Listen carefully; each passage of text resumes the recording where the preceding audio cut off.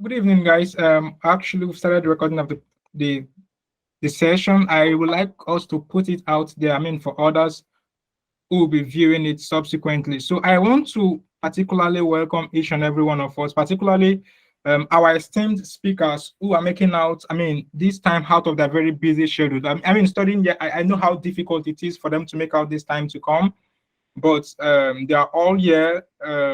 I mean, to give the guidance that is needed to prospective applicants for the 2023-2024 Commonwealth Shared Scholarship. Like I will always say, this is one of the most prestigious scholarship you would ever apply to and get in your life. For you to be awarded a Commonwealth Shared Scholarship is like a life transforming opportunity that comes once in a while. And I'm hoping that from this session, a lot of persons are going to be selected for it based on what you're going to get from our speakers and how you'll be able to apply it in your application process. I believe that the Commonwealth Shared Scholarship is one of the most technical scholarships that it is always difficult for majority of persons to apply. And as a result of that, people really get scared of applying to this scholarship because some people apply it severally and they do not get it and they feel like, okay, maybe this scholarship is meant for exceptional category of people. Although somehow that is true, but in another sense, that is still questionable in that people from lower backgrounds have also been opportune to be awarded this scholarship. So I once again want to welcome each and every one of us to this session. Those of us joining from Nigeria, from Ghana, from Kenya, from Pakistan, and every other country you are joining from, you are particularly welcome to this session. I would like to say that in the course of this session, you would be asked to perform just minor tasks like where you are joining, your name and where you are joining from. So please kindly make use of the chat box to write down your name and where you are joining from. Then for those of us who are joining from Nigeria, you could actually write your name, Nigeria, and the state you are joining from, because we want to have a data of all participants that are actually part of this session for tonight. Meanwhile, in the course of the session, I will also drop, okay, in the course of the session, I will also be popping up polls that I will expect us to respond to. So anytime a poll has been dropped, please kindly do well to respond to the poll. Having said that, my name is Ezekiel Godstime, and I am a Commonwealth Shared Scholar as well. I had a bachelor's degree in political science from Federal University Otueke, Nigeria, and I'm currently doing my master's in terrorism, international crime, and global security at Coventry University, United Kingdom here. And I happen to be the convener of the Global Scholarship Network. So this is one of the things we do at Global Scholarship Network. But this is the first time we are organizing an event that is large scale and broad and all encompassing to accommodate people from all backgrounds and across all countries.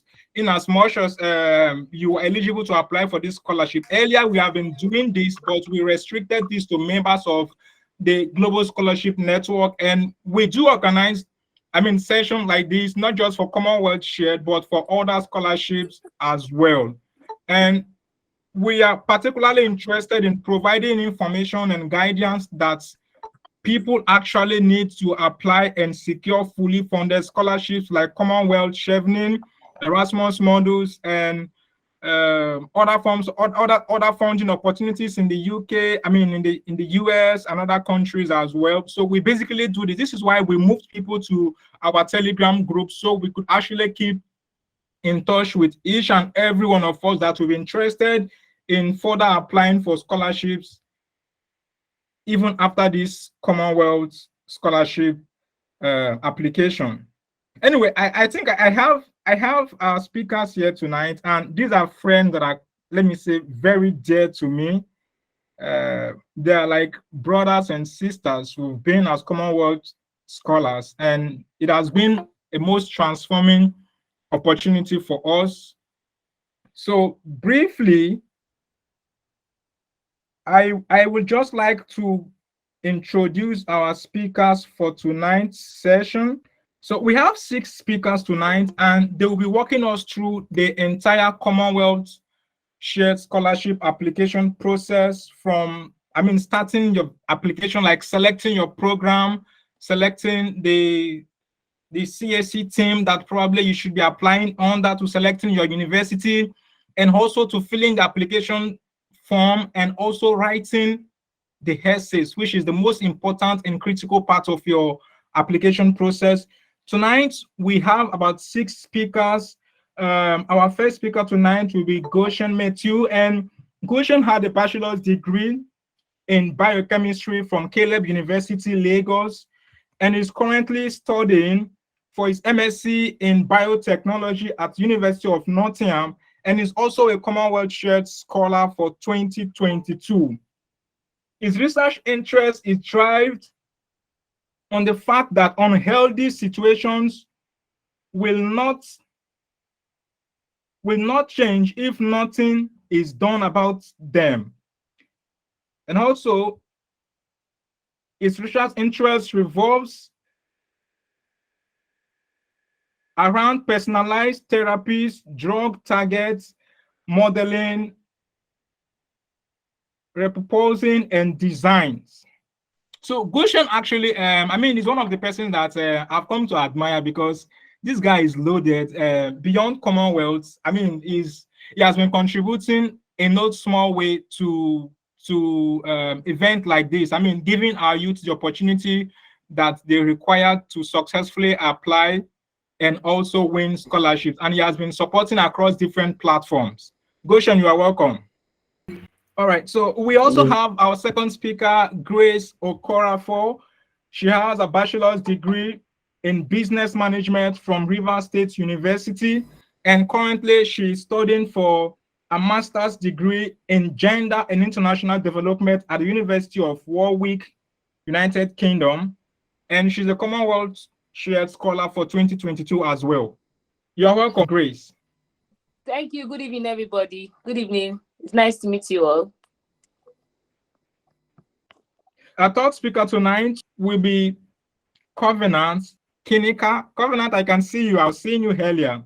He had a bachelor's degree in community medicine from Adeleke University, Hide, and currently studying for his MSc in public health and social care at the University of Wolverhampton, UK. He's also a Commonwealth Shared Scholar for 2022. Covenant research interests focus on cervical cancer screening, with more evidence that one HPV vaccine does protect against cancer-causing infections.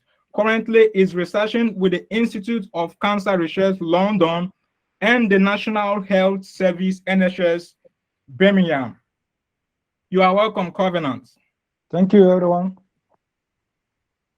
And my brother, Winners, Sijaram Ndubwezi, you are welcome. He had a Bachelor's of Science in Medical Laboratory Science from the Imo State University, Owerri. Is currently studying for his MSc in Stem Cells and Regenerative Medicine at the University of Chester, UK, and is a Commonwealth Shared Scholar too for 2022. He is passionate about mitigating infectious diseases and repairing damaged body tissues. I had a conversation with Winners some time back, and he told me how he got to pick interest in this particular area of research. And I think this was actually from personal experience as well. You are welcome, Winners. Is Winners here? Please, if it's not around here, you can just go to the next. Probably you should join us. So yeah. Our fifth speaker is Adiola Victor Kolawole. He had a bachelor's degree in medical laboratory science as well from the Ladoke Akintola University of Technology, and is currently studying for his MSc in Stem Cells and Regenerative Medicine at the University of Chester, and also a Commonwealth Shared Scholar for 2022. You are welcome, Kolawole. Thank you so much. My pleasure. And then our sixth speaker and very last speaker would be our Port Harcourt girl, Ruth Innocent, she had a Bachelor of Laws degree from Rivers State University. She is currently studying for a master's in laws, in international development laws and human rights at the University of Warwick. Ruth is also a Commonwealth Shared Scholar. So you are all welcome tonight. So briefly, I would like to indulge us once again. We have rules for this session. I would like us to mute our mics. In as much as you're not a speaker, please kindly mute your mic. If you have any question you want to ask, kindly make use of the chat box, okay? Drop your questions. We have people that are going to raise the questions once it is time for questions and answers. And also, I would not like us to interrupt any of our speakers while they're making their presentation. So as soon as they are done, you'll be asked to ask questions in due time. So let me once again welcome each and every one of us. I believe that we are all aware of what the Commonwealth Scholarship is all about. For those of us who are not aware of what the Commonwealth Shared Scholarship is all about, is actually one of the scholarships that Commonwealth Scholarship Commission do award, funded by the UK government through the Foreign Commonwealth and Development Office. And the objective of this scholarship is actually to train young people from Commonwealth countries, low and middle income countries, in top UK universities. So this scholarship is intended to equip you with the skills that is needed for you to make an impact in your home country. And currently, the hallmark of the Commonwealth Scholarship is Sustainable Development Goals. Commonwealth Scholarship is currently focused on achieving the United Nations Sustainable Development Goals. So I believe that for those of us who are here, if you are not interested in achieving Sustainable Development Goals, then this scholarship is not for you. So you must be passionate about achieving Sustainable Development Goals. This was why I provided some of the materials that we will need to work with in your application, okay? So please and please, I would like to encourage us to go back and study the Sustainable Development Goals.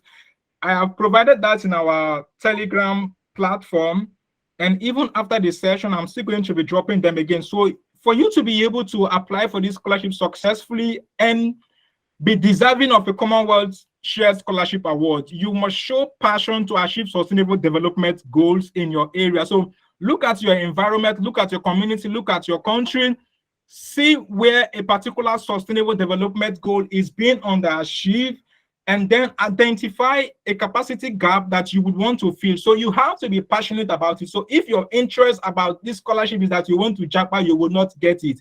If your interest about the Commonwealth Shared Scholarship is that, okay, you want to go abroad to study, you will not get it. The primary objective for Commonwealth Scholarship is that you should be willing to contribute towards sustainable development in your home country. So this is important. And once again, I would like to prepare our mind towards it, that we should be open, maintain a broad mind to learn, because we have a lot to learn here. And I hope that my speakers are going to help you in terms of providing the practical guidance that you need in submitting your application. So quickly, I would like to move to our first speaker for tonight, Goshen Matthew.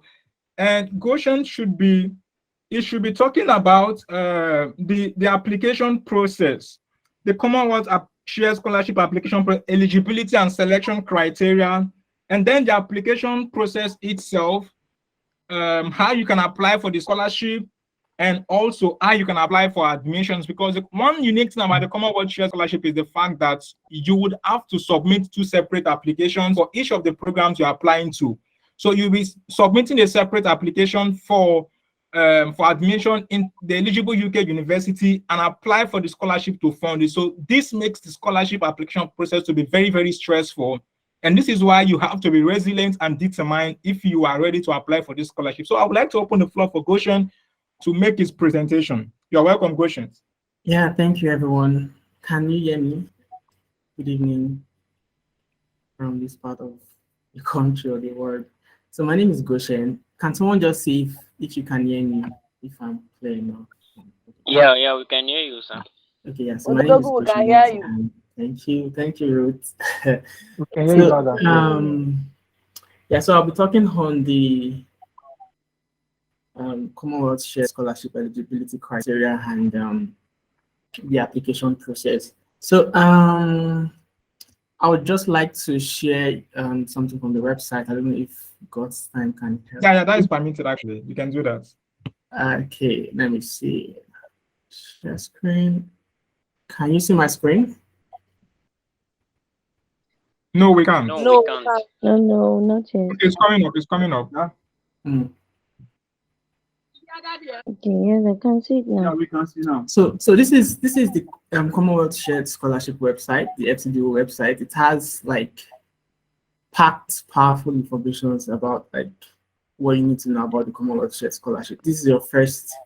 You want to make this your first stop or your first start, before applying.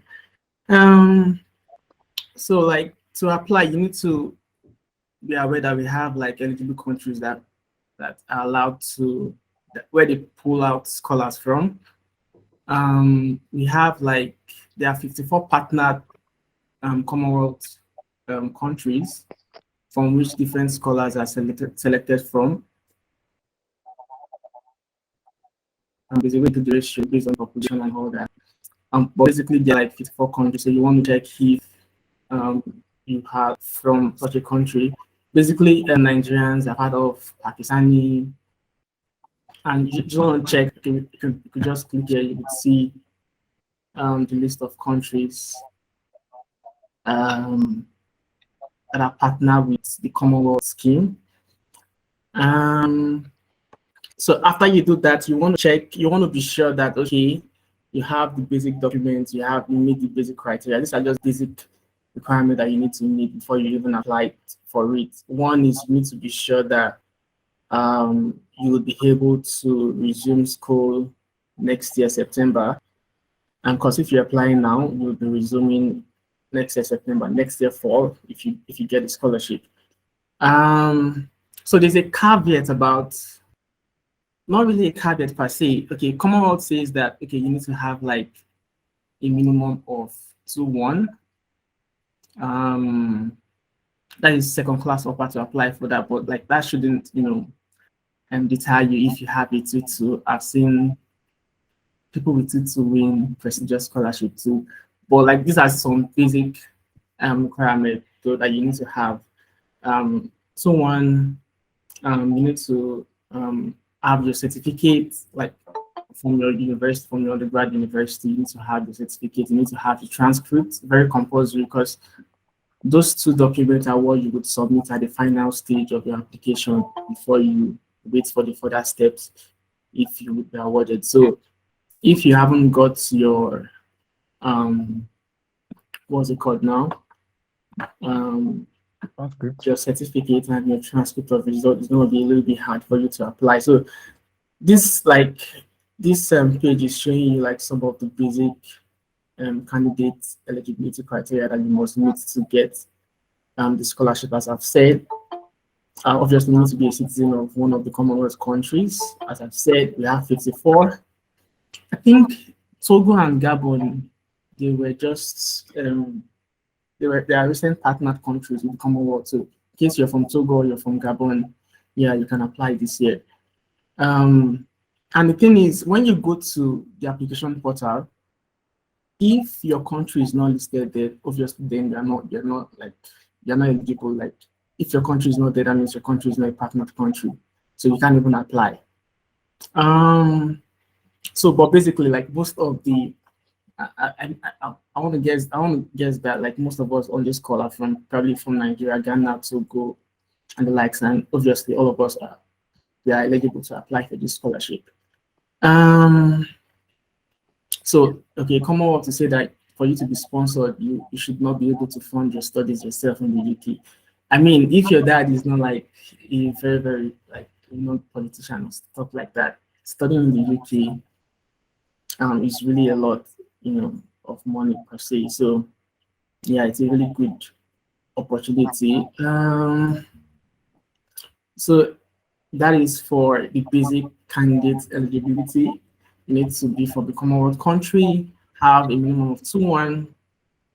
Although, I've come to realize that grades are not really the determinant factor nowadays.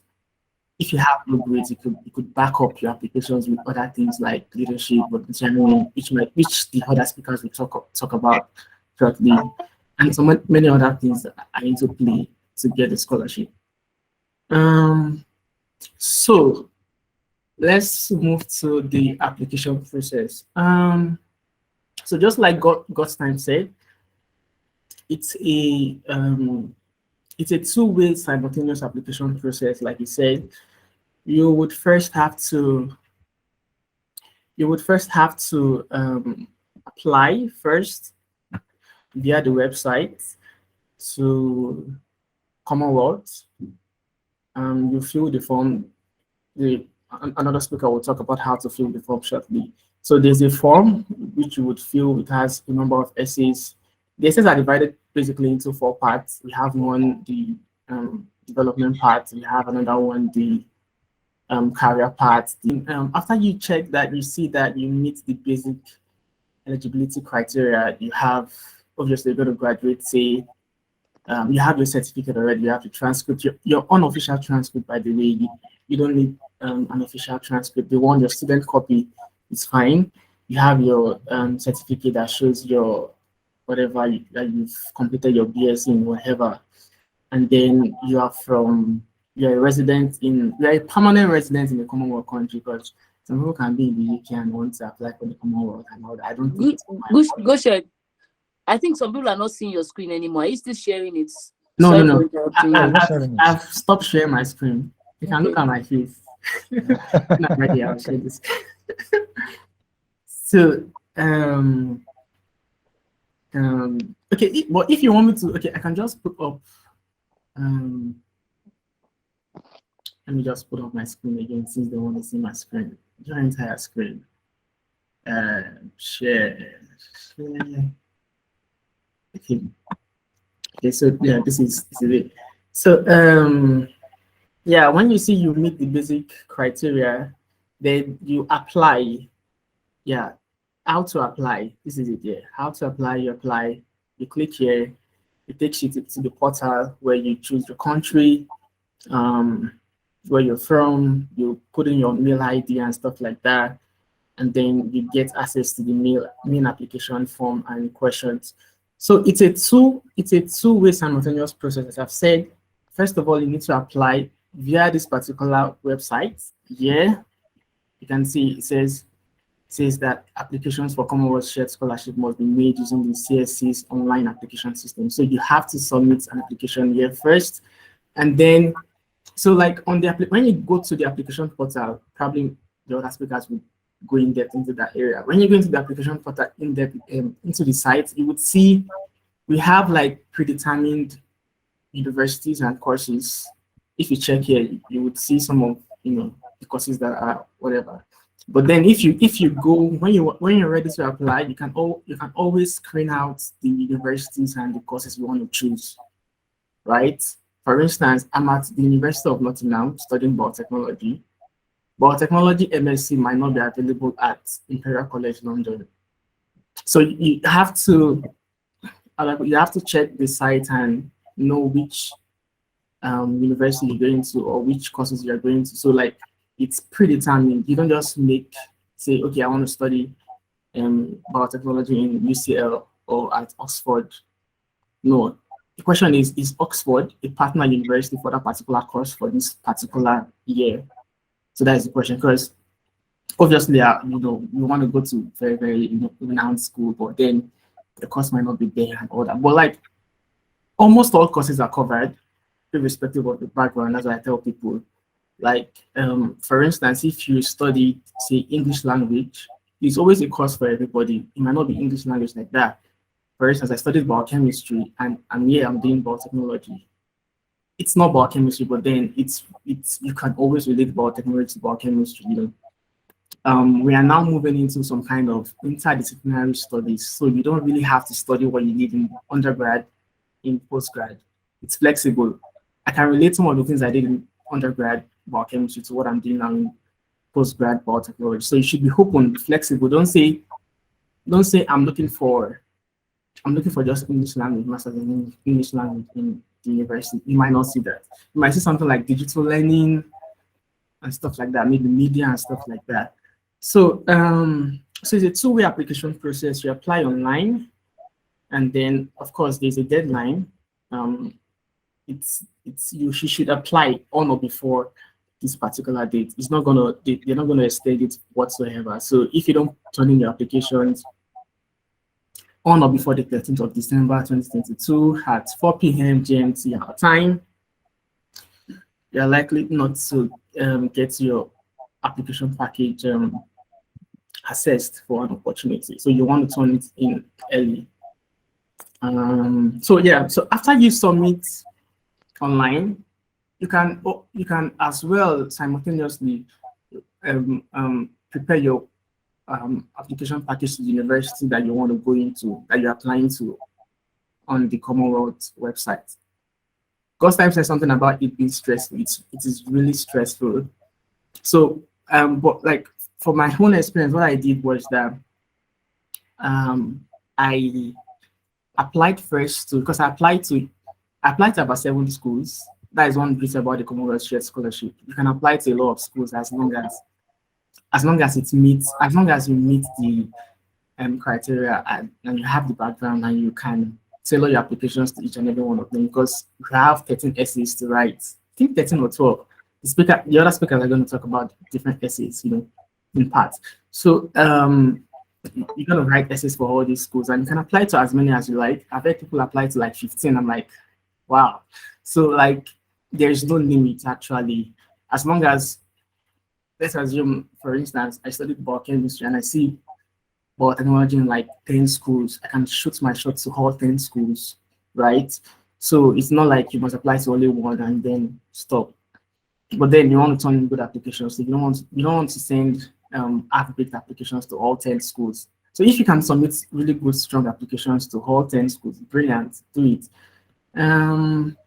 So after you need to know that after you submit online, or while you are submitting online, you should be thinking of sending an admission package to the university you're going to. For instance, I'm at Nottingham. When I applied online via this link, I then went to University of Nottingham school website and I applied for the particular course that I applied to on this website. I don't know if I'm making sense. I hope I do. So I hope I am. So like, I went to University of Nottingham website and I applied to MSc Biotechnology program, right? And one thing you should notice that in the UK we have MSc postgraduate thoughts, and that's for the sciences now. And we have MSc postgraduate research. From my experience, I think that the Commonwealth Shared Scholarship and the Master Scholarship in general, they fund basically the postgraduate thought program, which is for 1 year. So don't make that mistake of going to apply for the postgraduate research. Because when we come down to, when the speakers are talking about, or when I come down to the selection criteria, you'll see that, okay, in some cases, the university, the scholarship body want to see if you've actually gotten admission to the exact course that you applied to on their portal. So, so after you apply, after the deadline, then if they would assess the application, of course, and then the following year, sometime in April, I'm not really sure. During our time, I think it was from April 11th, they started contacting us for references. So yeah, so you would the Commonwealth Shared Scholarship, whatever, would send you an email if you've proceeded to the next stage. They would ask you to ask your referees to send in their references. So although in the application form there's a part where you had to put in your referees, the other speakers will talk about that in depth when they put the application form for you. It's a part where you put in we have about 3 references you have to submit. And the thing is, you are not, I think you are not allowed to change your references after you've submitted and then they contacted to send you a reference. I think you should stick with the references that you should be sure of the referees that you're providing here, because although you are not submitting the reference, you are not mandated to submit the reference or the references as you are turning your application by this date. But then if you are successfully, they read your application, your essays, and they see that these ideas are lifting up the papers and they are great, they would definitely send you email to ask you to tell your referees to send the references to a particular mail address. So it's pretty explanatory. When you get to that stage, you get the mail. They will tell you how they want the references to be delivered. In, of course, with an official letterhead, probably a stamp and what have you. So after that, some schools do interview, not so many schools do interview for the Commonwealth Shared, basically. I feel like the Commonwealth Shared is really, really transparent because compared to the Masters, this is my own point of view though. So like, this is not in any way Commonwealth Shared scholarships do. So let me just put it out there. This is my personal view from my experience. So I'm not talking on behalf of Commonwealth. So I feel like the Commonwealth Shared is very, very transparent compared to the Masters because the Masters, you get to have like other nominating agencies like the FSB, Nigeria, Farway, Ali, and the likes like that. But the Commonwealth Shared is basically just the universities that you apply to that would dominate you. So it's pretty fair. You know that if you get it, you get it. You deserve it. So like some schools do interview shortly after you've been contacted for references. I know of Broder University. I was interviewed. So I applied to like 7 universities, and thing is, you can get nominated for all, and you can also get rejected for all, and you can also get nominated for some and get rejected for others. So like, so I was interviewed for one university like that, although that is not the university I'm in currently. So like some universities would do interview while some will not do interview. So but then either ways, after the interview, or if there's no interview, you're gonna receive like nomination mails from this university after during that period where or before when Commonwealth would send you reference, they would preempt you that okay, we've hello Goshen, we're pleased to tell you that we've sent in your blah blah blah as one of our nominated candidates. So you already have an idea that, oh yeah, I'm getting this. So the mail could also be like, okay, hello Goshen, you've been selected as a reserved candidate. So the mail could come in different ways. It could be nominated, that means like 100% you're obviously getting it. There's nothing that should stop you from getting it. You could be reserved, or they could just ghost you. During that time, you could just be like, oh wow, I've not received any. So different universities, like I can't really say the exact date when this nomination come in April, because some universities might send in the nomination a little bit late after you've received the references, while some will send the nomination what's it called, preempt and or something like before the references come in. So either ways, after you get the nomination and the reference request in April, then you have a deadline to send the references actually. But then yeah, you have a deadline. Even with the deadline, it's still flexible, you know, because during our court, like some people got to sending their references a little bit late and they had some issues and all that. But then I think Commonwealth is very fair. They want everybody, they want the best candidates to actually get it if they want to get it. For instance, if they see that, okay, there's a particular challenge or stuff like that, they would provide some kind of exceptions like that to the deadline and stuff like that. I think during our time, they like increased the deadline for references for about 1 week than what was stated in the mail. So like, yeah, it's a little bit flexible for the reference, but yeah, you have to tell your references, send in the references to them. Yeah. So after you've sent in your references successfully, few weeks later, you would get like your university contact. That is, the university that nominated you would contact you again saying that, okay, they've been able to confirm your nomination, blah, blah, blah, blah, blah. The essence of the references is just to confirm your person, confirm they want to get someone that can speak to whatever you've put in the application, obviously. And then the university contact person would contact you via mail and ask you to fill some forms. This could be sometime in, did I mark it? Yeah, in June. Yeah, towards the end of June. The university contact will send me a mail saying, okay, for me, they were like, well done, Goshen, congratulations for making it to the stage. They would ask you to fill some form. It is called the acceptance form. So you fill that form. Sorry, I don't have a sample yet, but like it's really essential when you get to that stage. You fill an acceptance form, and then they would ask you to send it to your program officer. So the program officer is just like the person that is liaising between the university and the Commonwealth, basically. So the mail ID of the program officer will be there, obviously, and you just to fill the form with your laptop or whatever and send it to him or her. And then after you do that, it will take some weeks. I think I'm not really sure. I marked the date here.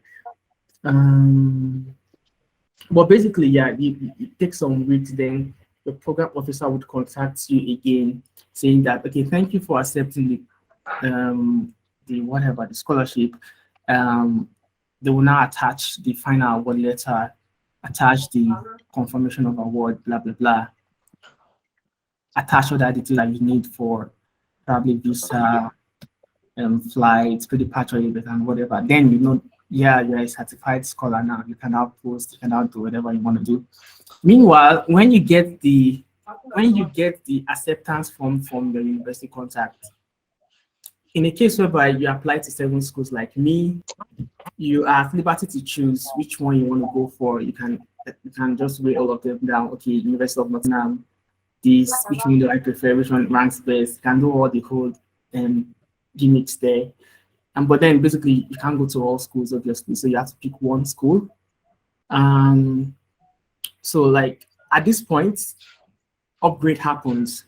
What do I mean by upgrade? Like some people that were on reserve before, for instance, if I have like 7 schools and I reject the 6 and I stick to 1, so other persons who were reserved in other schools could get upgraded and become. Hello, Goshen, can you hear me?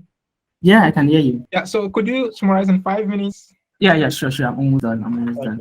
Yeah, so some other scholars could get upgraded and all that.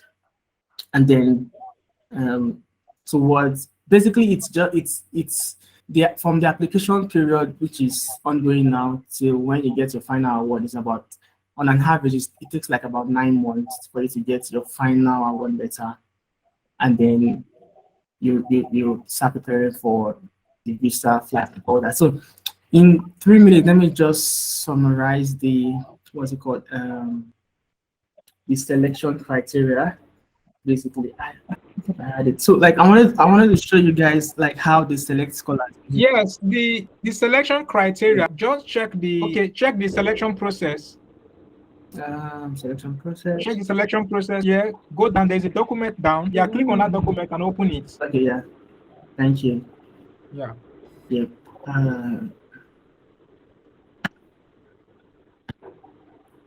Yep.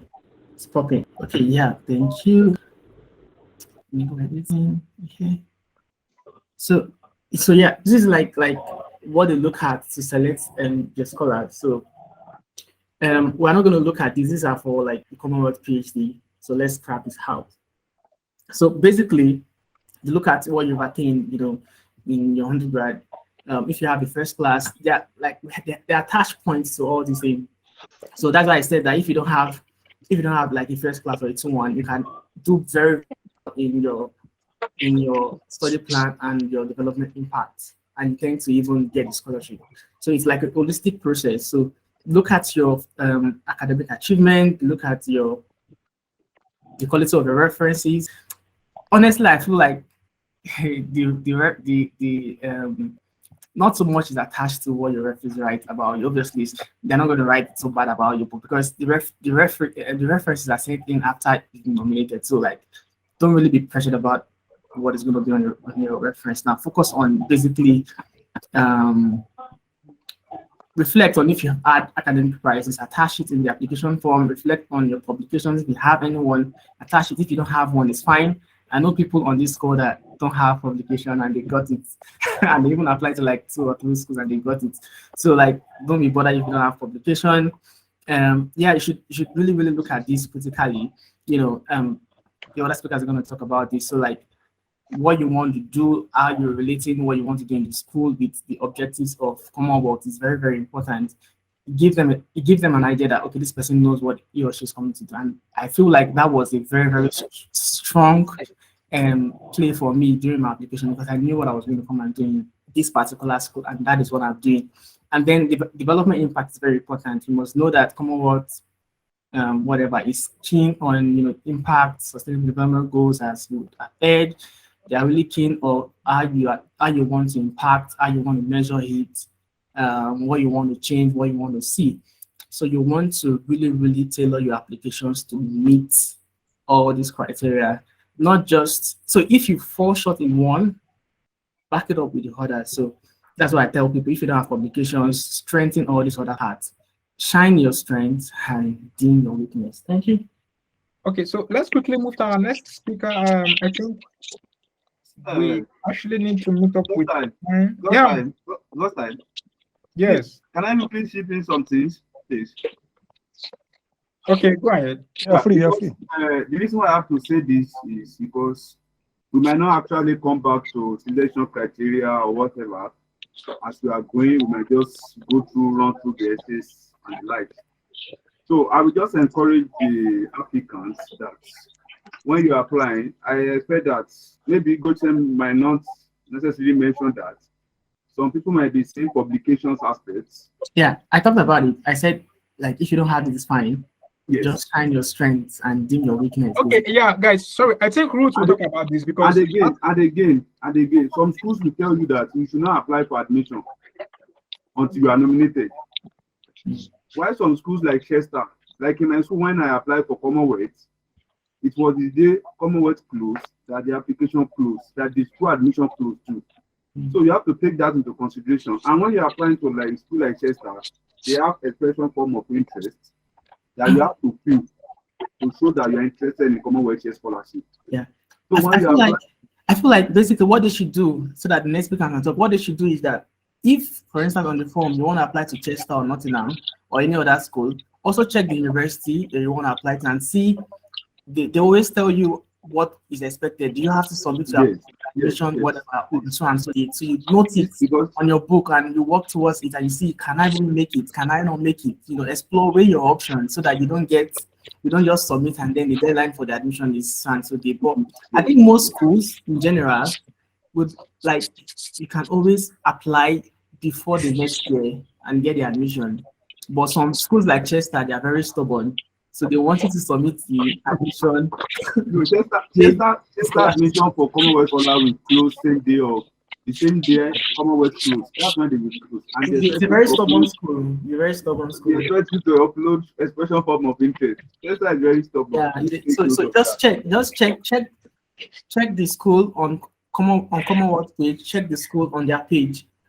Each schools will tell you like, okay, Commonwealth Share Scholarship is available for so and so number, and then you need to do this, you need to submit your admission so and so dates and stuff like that. But if they don't say, you're at liberty to submit your admission after your application. Obviously before March, April, you should have done that and gotten your admission.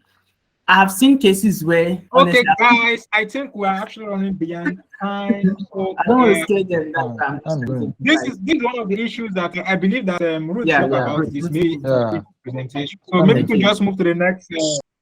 Ruth will be discussing about selecting the right program. Okay, selecting the right program and the number of applications that you can actually make, and also how you can fill your application form. Then the aspect of academic distinctions and prizes are still a part of the application form, the employment section, and then reference section too, and the importance of referees. So you should be talking about that. Ruth, can you share your screen? Is it possible for you to share your screen? No. Please, you can share the blank application form you earlier said. Just share that one so I can just use that. Can you share? All right, let me do that. Yes. Okay, while he's trying to share his screen, let me just talk about the first one: choosing the right programs and the number of applications.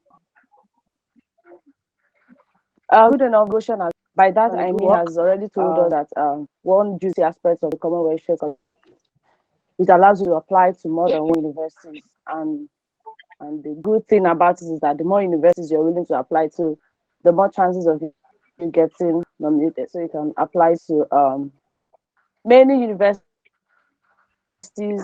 as you Ruth, can want you see to. my screen?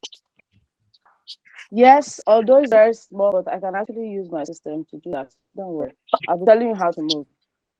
All right. Okay. So Should I like I was saying continue that reading? no, just leave it there. So before we come to Okay. the work on the screen, and let's just talk about choosing the right program and the number of applications. And I said that Goshen has already done very good work by saying that the juicy aspect of the Commonwealth Share Scholarship is that it allows you to apply to more than one university. And the more universities you're willing to apply to, the more chances of you getting nominated. But that doesn't mean that it's a win-win. You can apply to 4, 5, 6 universities and you get rejections in all. So it's more of the strength of the application rather than the number of your application.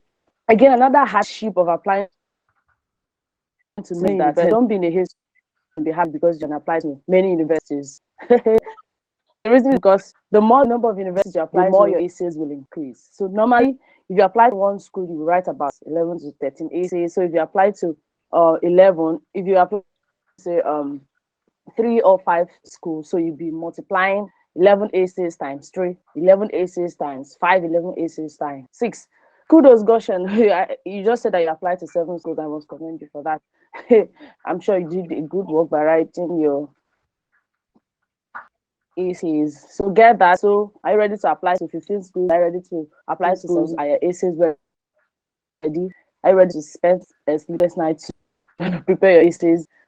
Sorry, Get Ruth, so I'm that's one dropping a thing you poll. must Please have. kindly respond to the poll. I'm dropping a poll actually. Continue, please. Okay, so let's go on to filling the application form. So please share your screen while I work with my. So share blank the application form.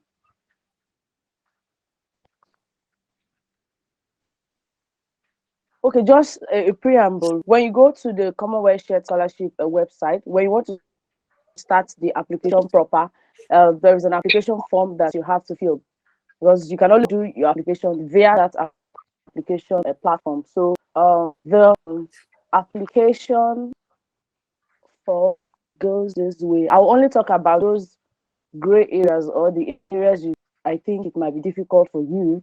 So before you access the application form, usually they will ask you to put in your country if your country falls under the eligible country for which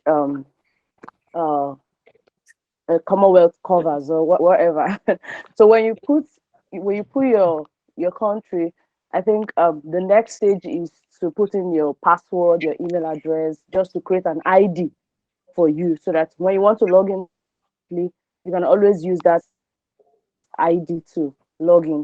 So when you log in proper and you are now on the application form, of course you have to fill the application from the beginning to the end. So the first thing that I think is very vital on your form is CSC team. CSC team. Goshen has already explained that each course is on that CSC team. So when you get on the application form, they will ask you choose your CSC team. When you choose your CSC team, the next pop up is which course and which university have you applied to. So you have to fill in your details. You need not have gotten admission from the university you have applied to, provide you have There started is the application actually a process poll. I and would you've like gotten us your to application. respond to the poll, please. What's the question? I can't get it. No, it's not for you actually. There is a poll on the screen. Can you guys see the poll? No. No. I've responded. Yes, thank you. Ruth, you can continue, please. Okay. Good, proceed. So, okay, you have to input your CSC theme, and then they will ask you which course have you apply, so which you put the details there. One thing about the online application form that it is very user friendly, so you really know what to do. So after you put details, you've included your CSC team and the course and the university. Another thing will pop up like asking you, do you apply for any other course? Do you apply for that course under another CSC team? If yes, you repeat the process. So that's how that first part is. And then after that, the next questions are just normal answer, like your details, your name, your title, your surname, add that. And then you go on. I think the preceding questions are questions that you can answer, personal details actually. And then you go to academic records, your institution, your university, compute all that details. After your academic record, you go over to publication and prizes. Go over to publication and prizes and you fill in. Like I said, it's a user-friendly platform, so it's very easy for you to fill in everything. Then I think talk further on for you to really understand publication and prizes. I think that's the next step you have to fill after your academic records. Hey guys, sorry, I think we still have more than 53% here to respond to the poll. Please, in as much as well, you kindly go to your activity and respond to the poll, please. We just have about 51 persons that have responded. Ruth, continue, please. Okay, so talking about academic prizes and extension, a lot of persons will always ask, I never had a first class, I never had any award or achievement in my school. My applications scale through. The truth is that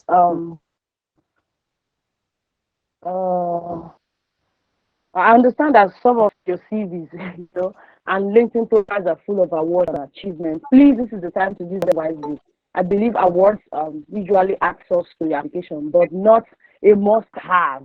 The fact that you don't have is not something that's going to give a negative mark on your application. During my said my academic award very well since I never had plenty volunteering experience. I was trying to leverage on my own strength academic awards. So I included a lot of them. If you have them, put it. Leadership awards, NYS awards, academic awards, please put all of them there. So do not trivialize any recognition you receive for your academic performance, leadership prowess, or for contributing to the development of a community at all. This recognition can actually be, the distinguishing parameter between two closely competing applications. But please, if you don't have, don't forget anyone. Share will say heaven is the goal, so don't lie, please. It won't help you. And then another thing I would like to talk about is the employment section or the work experience. In the application form, they will ask you should provide about 5 work history and how your job roles or your job description has, or how the job description is actually relevant to the course that you're applying. So for me, when I was filling my own, I actually started applying for the Commonwealth Shared Scholarship during my NYSC. Or those of also I'm not Nigerians, NYSC is like a period where the nation mandates you that you have to serve in different capacities and you're being paid this stipend. So I actually started the application during my NYSC period. The only work I had was just 2 undergraduate internships that spanned for just 4 months, and then my experience at my primary place of assignment. So that was the only work experience I had related to my field before the application. Then I also listed my core duties and responsibilities as a core member at my private place of assignment. So if you're listing your, it is not enough for you to list where you've actually worked. It is more important if you're able to extract your job roles or what you did that you think are actually relevant. So your application. So those of you that did NYSC like me, you might think that CDS, which is a volunteering activity, is not necessary. Please, that is very, very necessary. Don't put it away. And then again, some of you could be asking, I did internship, I haven't really worked in the place I was paid fully. So is internship like work experience? Yes, internship is work experience. Put it if you've done internship. If you've done internship, very, very is key. So not all job roles might be relevant to your course. So the ball is in your court to job roles you should think are very relevant to your application. And then for those of us that, I just want to chip in, for those of us that may not have, or you think you don't have academic awards, and so there are other persons who have so much work experience. You can leverage on that work, on your work experience. Put it, just pushing those aspects of the application which you think you have edge over others.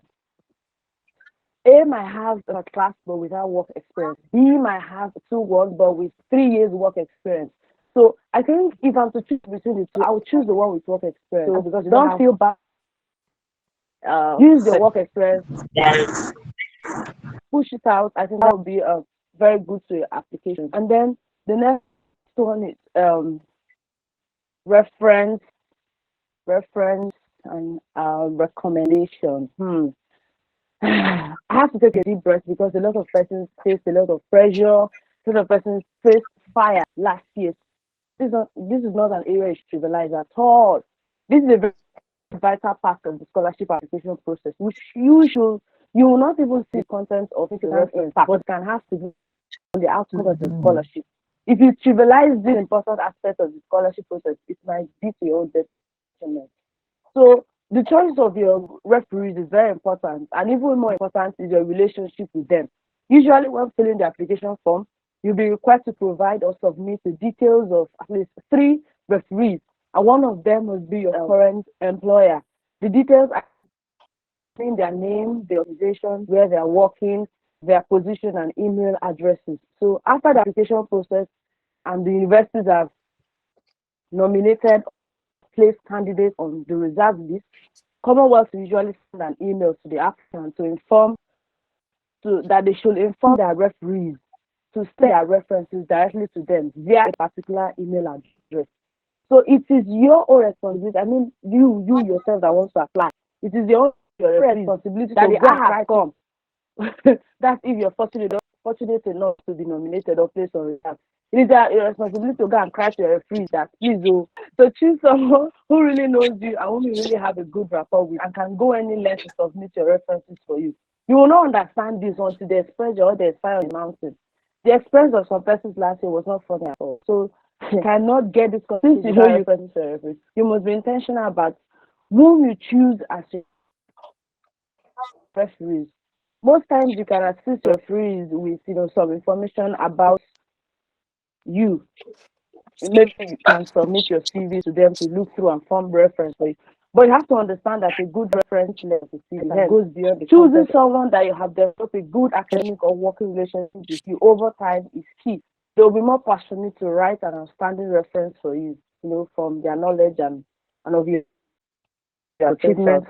Another thing is inform your prospective referees about your application very early, even before the application commences.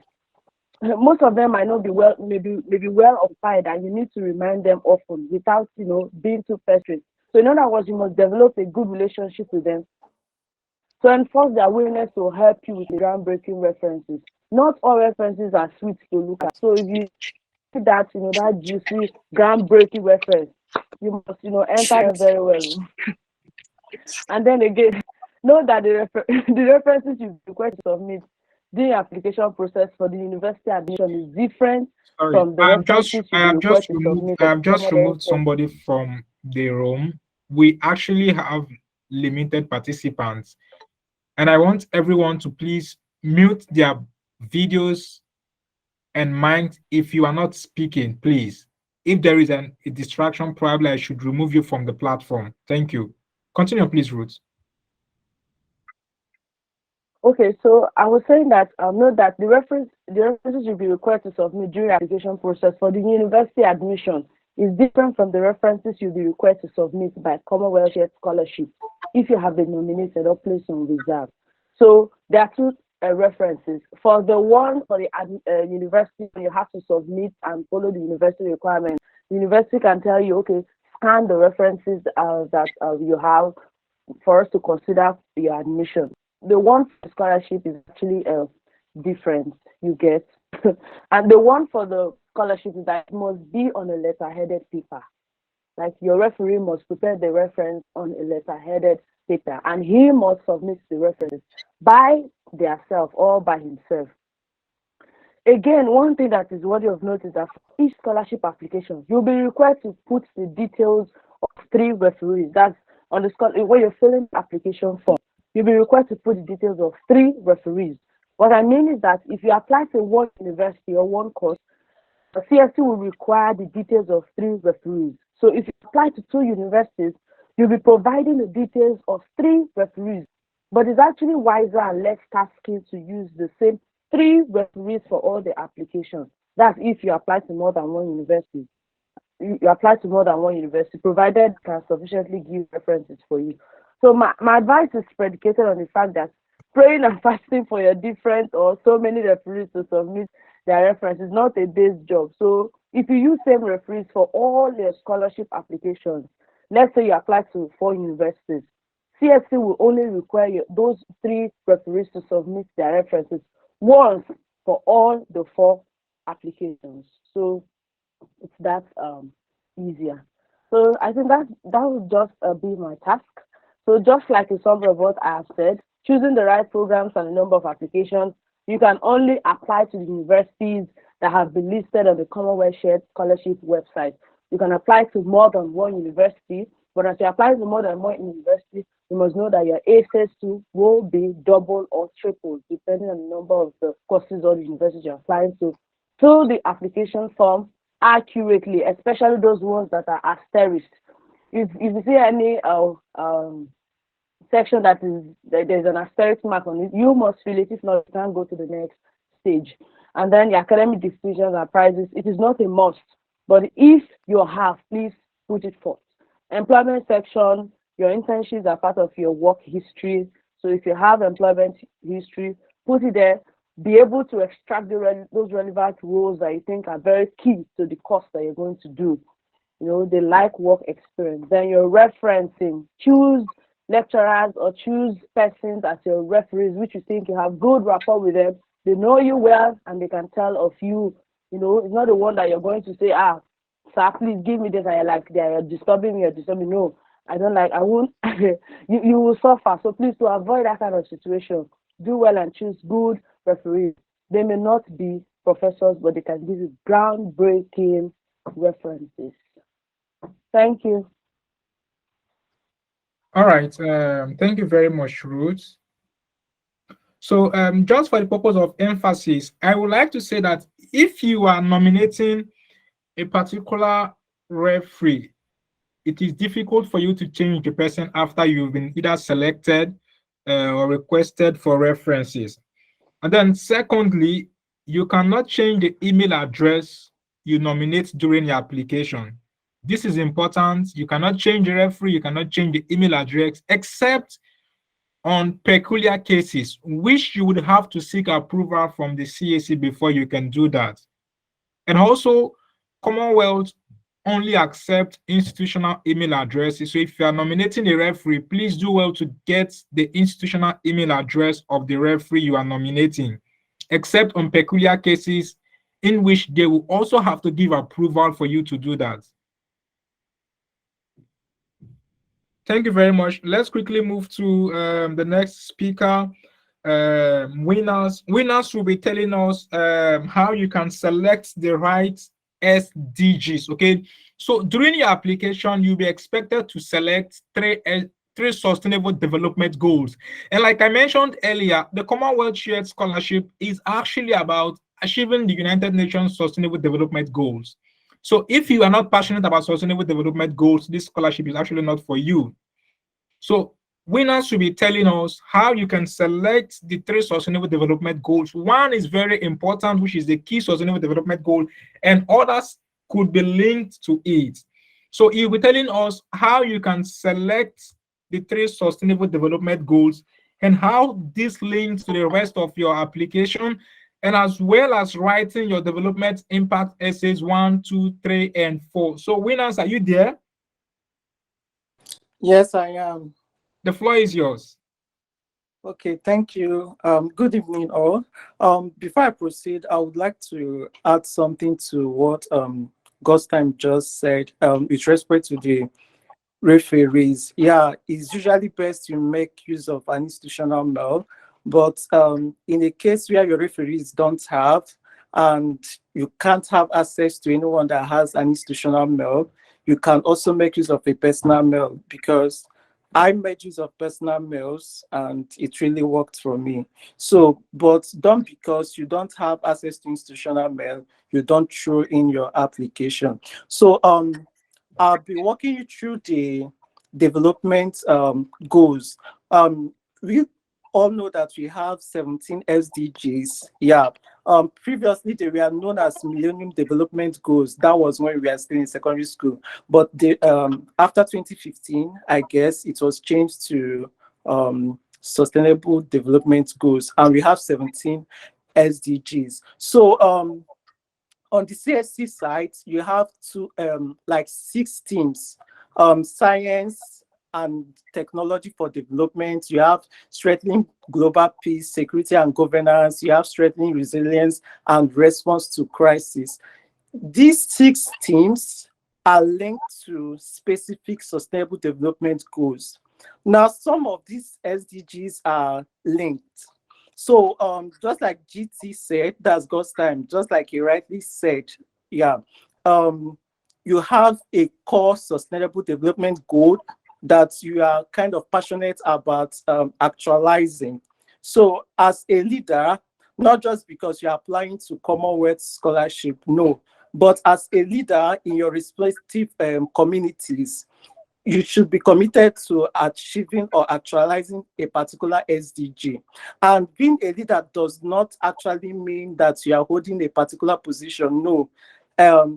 A leader, to me and to most persons, entails someone who has the ability to discover a problem, and not just discover that problem, but proffer sustainable solutions to that problem. So you should know the particular problem you want to solve in your society and then channel it to a particular SDG. I am a medical practitioner. Yeah, I studied medical laboratory science, and I'm here in the UK for my MSc in regenerative medicine. So as a medical,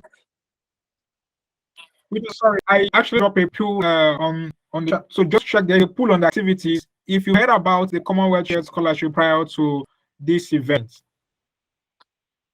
so please kindly share activities and respond to it. That is for all participants, but you can continue, please. Thank you. All right. So as a medic, and for all medics, you should know that SDG 3, which is good health and well-being, should come to mind if you're applying to any health-related program, because you are trying to make a difference in people's life by improving their health status. So SDG 3 should come to mind to every to the mind of every medical practitioner or someone trying to venture into the health discipline. So you have to go through the 17 goals and then know which one resonates best to the work you want to do or the course you're applying to. And not just that, from the application site, you find out that you have to choose three SDGs. So you have a core, kind of a central team, a central SDG that you have to you'll be channeling your essays towards, or you are kind of passionate about providing a solution to. Now, aside this, you might also have another SDG, at least 2 more SDGs that you should be committed to actualizing outside your main SDG. So in total, you have 3 SDGs you are to you should channel your essays to. Now, I'll use myself as an instance, my own application, I would say this was the toughest part of my application process, drafting these essays. So for me, as a medic, I already mentioned that the goal that resonates best with me is SDG 3, which is good health and well-being. So I had this down. So, but I now asked myself, in trying to provide solutions to people's health, trying to improve their health, what else do I which other problem do I solve by extension? And I found out that if I can actually give these people good health, or kind of provide accessible health care to these people, and then improve their health, the amount of money they spend on drugs and other healthcare interventions would drastically reduce. And by so doing, I'm contributing to SDG 1, which is no poverty. So, and then later on, I kind of thought it through and then realized that maybe in the nearest future, not maybe, definitely, I would venture into the academia and then help groom new generation of medical scientists. And by so doing, which problem am I trying to solve? That's quality education, SDG 4. So in total, I had 3 SDGs. One, SDG 3, which is good health and well-being. Then my second SDG became no poverty, because by providing good health to people, or kind of making healthcare accessible to them, I'm also reducing the poverty rates in various communities. And then if I'm to venture into the academia and then help groom new generation of medical scientists, I'm also contributing to the actualization of SDG 4, which is quality education. So you have to go through the 17 SDGs and then pick 3 that resonates best to your career goals and the course you are about studying.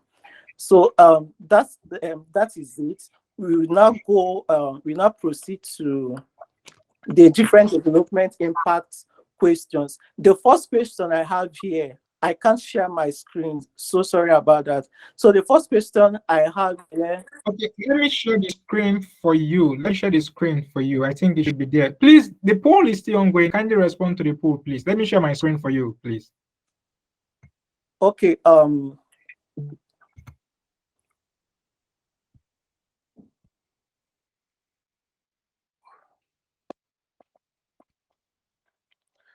All right. Thank you so much. Yeah, thank you so much, Ghost Time. So the first question is okay, after select up to 3 sustainable development goals that relate to your future development impact, of course, you've treated that. So the first question here now is how your proposed study relates to A, development issues at So the this is global, it. national, at global, national, and local level. Then secondly, development issues connected to your choosing CSC team and the wider sector. Just like I rightly mentioned previously, sustainable development goals are linked to the teams, that's CSC teams. So they are kind of interwoven. So, but now, once you've identified the problem you want to solve, and then the SDGs that are kind of key to the actualization of that problem, you discuss that particular problem at the global stage, the national stage, and the local stage. So as someone in the health sector now, here I'm studying regenerative medicine, stem cells and regenerative medicine. So I made a case with diabetes mellitus. I started by giving a general overview of what the incidence rate of diabetes mellitus is worldwide. So, and if you are to kind of give such statistics, it is ethical. You give a citation, the source where you got that data from. So, what I'm trying to say is that problem you are trying to solve, you should know the situation the situation of things as regards to that sector at the global stage, and then bring it down to national stage. So still talking on diabetes mellitus, I was also able to kind of give the incidence rate in Nigeria. Of course, I cited the sources, yes, and then what it is for someone to, what it looks like in the Nigerian health sector for people already living with diabetes mellitus. And then to the local level, are there people in my area, in my community also battling this disease, right? So that is it for the first question, how your proposed study relates to the development issues at the global, national, and local level. And then how does it relate to your choosing CSC team and the wider sector?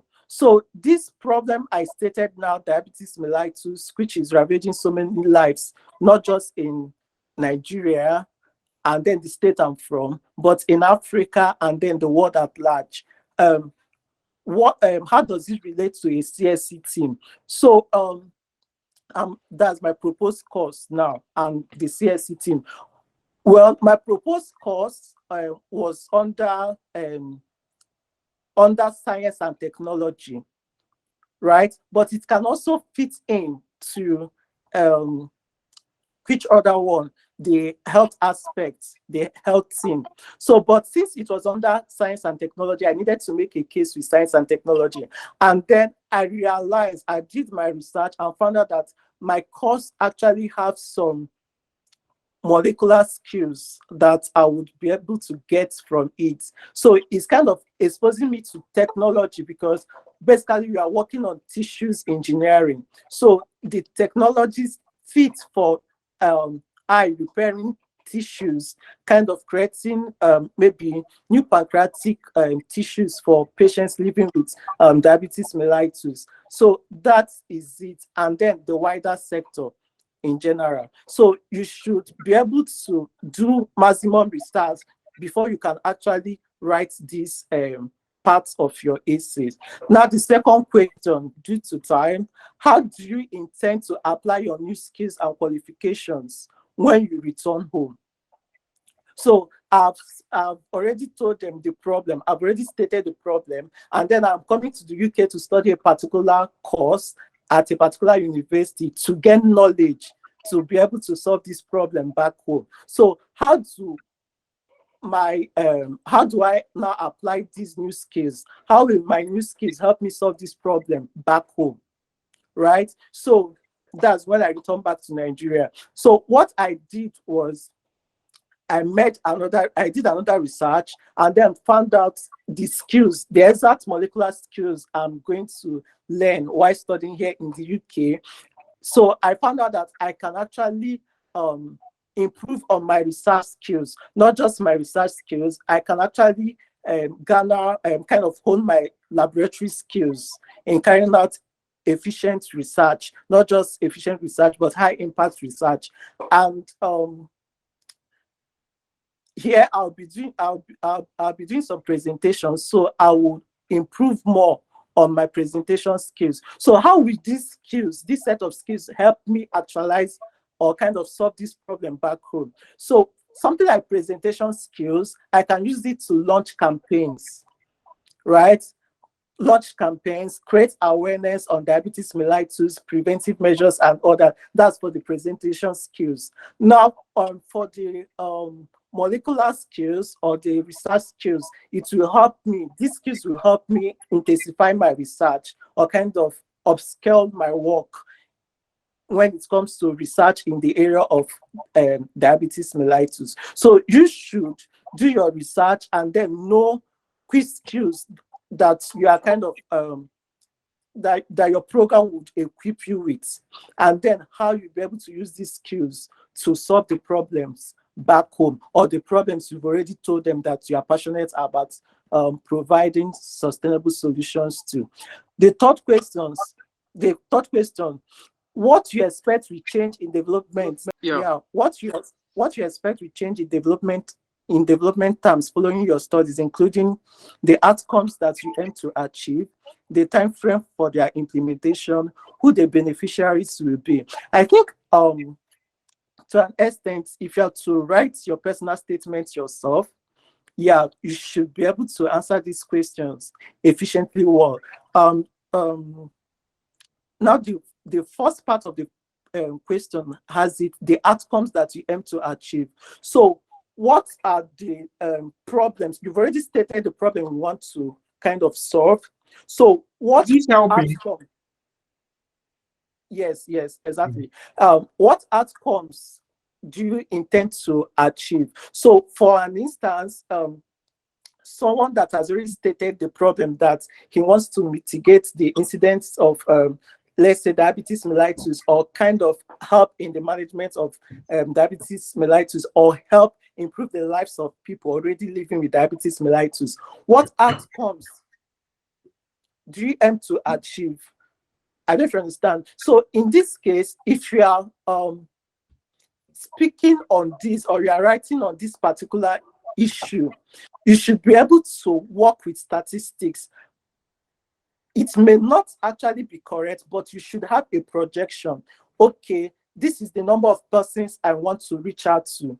This is the number of persons I want to transform their lives. I'm not just making that statistics or projection. How do you go about achieving this? Right? What and what will you put in place to actualize this particular aim? Then who will be your beneficiaries? Who are your targets? Who do you want to actually reach out to? And then what is the time frame? So this would also help you in your, I think the next speaker or the person after him would speak on your career plans, your career goals. So in similar to your career goals, which you have to kind of split into different time frames. Same thing applies here. So the problem that you want to solve, and then the solution you are bringing to the table.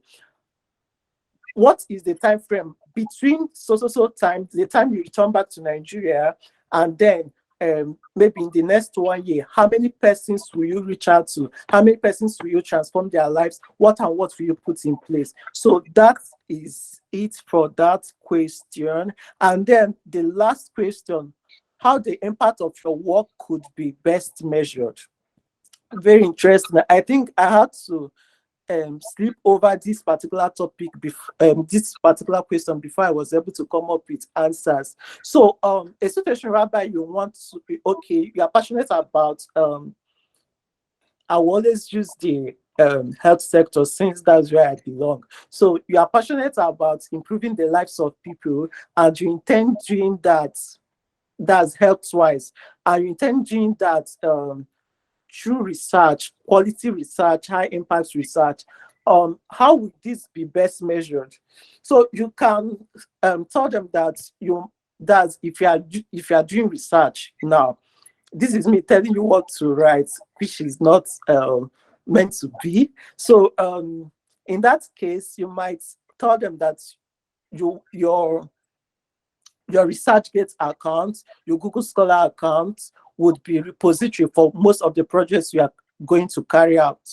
I don't understand. Then for some persons, depending, maybe someone into tech might, or maybe someone in the finance industry might say, okay, I will develop an app where people using a particular product or something of that nature, or services I'm rendering, can actually go to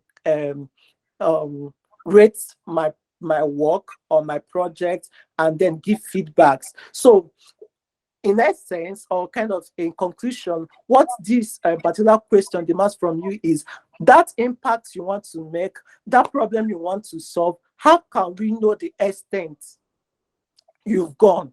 How can we know the extent you've covered, the areas you've covered?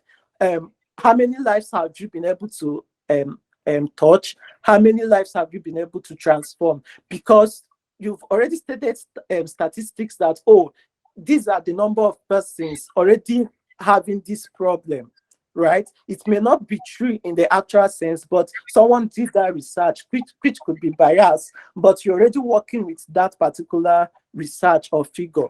Now, you are stepping in to solve that problem, and you've already made a projection that, okay, you are bringing this incidence rate by maybe you are reducing it, reducing this incidence rate by 15%, by 20%, or maybe you are covering out of 30,000 persons affected, you want to rescue 15,000, right? And then you have already told them that, okay, you will do this between so time and so time. You reach out to 1,000 or 2,000 persons, or any number of persons you want to reach out to. Now, how are we going to know that you've already transformed these lives you claimed you will transform their lives? So what and what will you put in place to checkmate your success or kind of rate yourself? So that is it for the development impact exit. So just to add to what winners have said, so being a Commonwealth scholar, I think, let me just advise on this. Now, you cannot actually talk, I'm not actually referring to what you have said, but just to help you in terms of writing your essays, you can't talk about a problem without having the data to support your argument.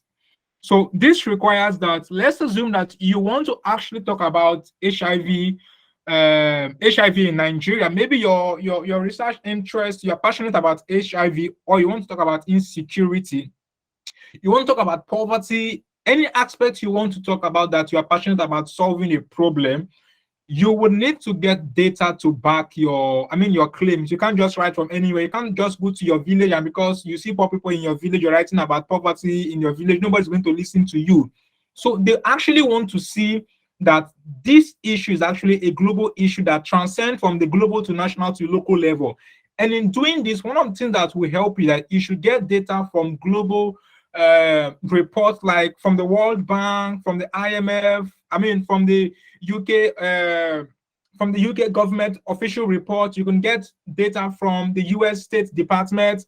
You could get, data from the United Nations, different agency reports that deals with this issue. So if you want to talk about education now, the best place you can get data for education is UNESCO. You can go to UNESCO, you can go to UNICEF if you don't talk about children. So this is one of the ways you can talk about it. So let's assume that, I think there's a recent case in Nigeria where in Imo State, if I'm not mistaken, where they reported over 17,000 HIV infections. So let's assume this is a global health issue. HIV AIDS is one of the issues that the world is actually striving to resolve. So if you want to talk about HIV AIDS now, you can actually get this data from the World Health Organization. Now, if you want to apply for the Commonwealth Shared Scholarship, what they expect you to do is that you are applying to the UK university for you to acquire knowledge and skill that will help you to solve this problem that you've already identified, that over 17,000 people have been reported to be infected with HIV in Owerri. How do you help in solving this problem? Because this problem is not just a problem that deals with Owerri, but it also affects other parts of Nigeria and the world at large. So how will you help to solve this problem? What skills are you going to learn? Now, for you to know the skills you will learn, you have to go to the program website, the program you are applying to. Check the program website. Specific skills are listed there. So you're going to read about the program, because you're not just going to be writing what you don't know about. So go to the program website and read the skills. So at the end of your program, what are you expected to do? At the end of this program, you'll be expected to carry out different programs. So if they ask you, how is the impact of your work going to be measured? You will have to consider the people that are going to be beneficiaries of your work. Is it local communities? Is it Nigeria as a whole? Is it a particular section? Is it a particular gender? Is it women? Is it men? Is it children that are going to be beneficiaries of this program? So how many persons you are going to impact from your work? And also, how many sensitizations are you going to carry out? Because HIV/AIDS is a global problem, and it's also a problem in Nigeria. Also, people need to be educated. Are you going to carry out sensitization? So how many sensitizations are you going to carry out? Now, how many people are you going to collaborate with? Because you're not going to be doing this all by yourself. You're going to be collaborating with the federal or state Ministry of Health. There are NGOs that are health focused that you can also collaborate with, and a whole lot of things that you probably need to do. our time may actually not permit us to talk about all this, but you will need to do some level of intense research also in helping you write these development impact essays. Because if you look at the six selection criteria, the development impact essays also form the primary indicators for selecting you as a scholar. So I believe that this should be able to help someone. Words. So I'll just read the question. He said, provide a short outline of your proposed study research. This should be written for an audience that does not have any prior knowledge of the subject and must not be overly technical. So this particular part was my biggest challenge when I was applying, because I didn't know how I was going to talk about a project, a proposed study research in 125 words. But then I think that they don't want you to say too much. That's why they said 125 words. So I feel like basically what they want to know is what your proposed topic is. So you could talk about why you chose the course, and key course modules in the course, and how it will help you investigate issues in the problem you want to solve. Then you just talk about how the course will give you an experience to find out the problem, like the details of the problem that you want to solve. Then you can just go straight to what your topic is, what your proposed topic is. So it's basically in 125 words. You can just tell them like, okay, I chose this course because the key course module will help me to do my to get details of the problem I want to solve, and talk about how the whole course will give you an experience of what you want to research on. Then you can just say, okay, my proposed dissertation topic is this. Whatever your proposed dissertation topic is, then you put it there. That's it. Because if you want to go, if you want to go about talking about, at some point I was feeling maybe I'll talk about my research proposal, do methodology and all those things. 125 words won't be enough. So they basically just want to know how your course will help you research on key issues concerning the problem you want to solve. Then you just give them a brief details of what your prospective dissertation is.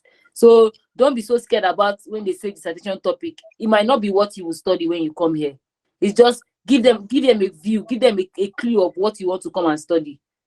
So that's just basically it. So don't be so scared whether if I put this course now, this topic now, is it what I'm going to research on? No.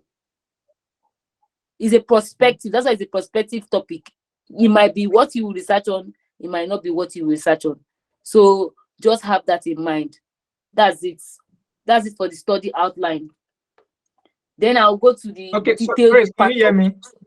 Yeah. Okay, so just to add to this, so what they are expecting you is that the study outline actually involves your thesis. So you want to carry out a research work, right? They want to know how you're going to do your research work, okay? How you're going to do, exactly how you're going to carry out your research. They're expecting you to write your study outline, exactly how you're going to do your research. Like if you're going to be doing a groundbreaking research which will require you to get primary data, are you going to collect primary data? Are you going to use secondary data?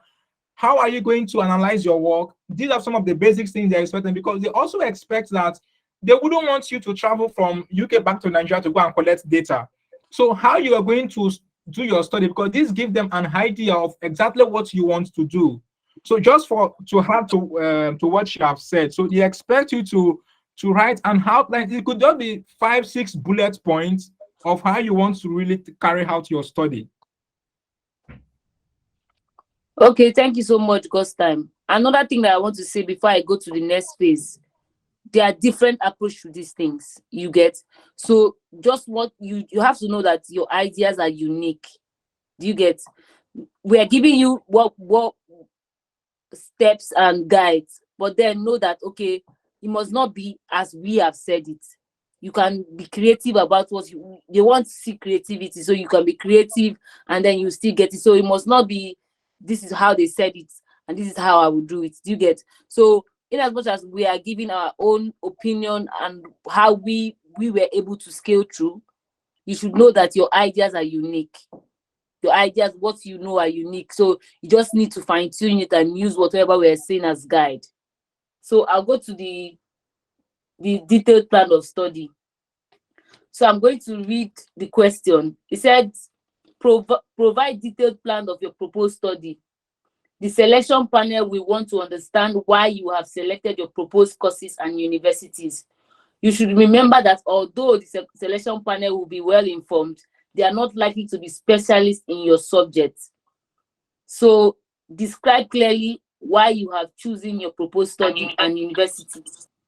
So I'll continue. I'm reading the questions again. Sorry for the interruption. They said, provide detailed plan of your proposed study. The selection panel will want to understand why you have selected your proposed courses and universities. You should remember that although the selection panel will be well informed, they are not likely to be specialists in your subject. This is part of the question, but this is what I want to read now is what they want you to do. Describe clearly, one, why have you chosen your proposed study and university, and why you want to undertake the study in the UK. What are you looking for in a course, and how your choosing course relate to your objective. Any dissertation topic is in mind. So just remember, there has to be a link. Whatever you are writing should have a link to the next thing you're going to write. You remember in the first part, you still talk about a dissertation topic. Here, you're still going to just put your dissertation topic, not like talk about it, but just say, okay, this is what I want to do. Same thing that you said before in the other development part. So when they say why you are choosing your proposed study and university and why you want to undertake it in the UK, first of all, you might not be too serious. You could say maybe you have friends in the UK, and then for the UK part, why you have chosen the UK, you have friends in the UK, and then they have told you beautiful things about the UK, and you are thrilled. Your friends have studied in the UK, and then they have given you their experience about how studying in the UK is, how beautiful the UK is, and a lot of other things. And that's why you are interested in studying in the UK. Then you move down to your university course, why you have chosen your university. Then you can talk about the university ranking. You could talk about facilities in the universities. You could talk about lecturers that are in the university that have the same research interest with you. You could talk about course models in the university. You talk about how the university is highly ranked, and then how we can link you to a network of really bright people. How the university has maybe a research center or a community that if you are part of it, to upscale your career. Those kind of information is what they actually want you to say. But sometimes it's good to talk about the university, like their ranking, talk about how beautiful it is, the environment that the university is.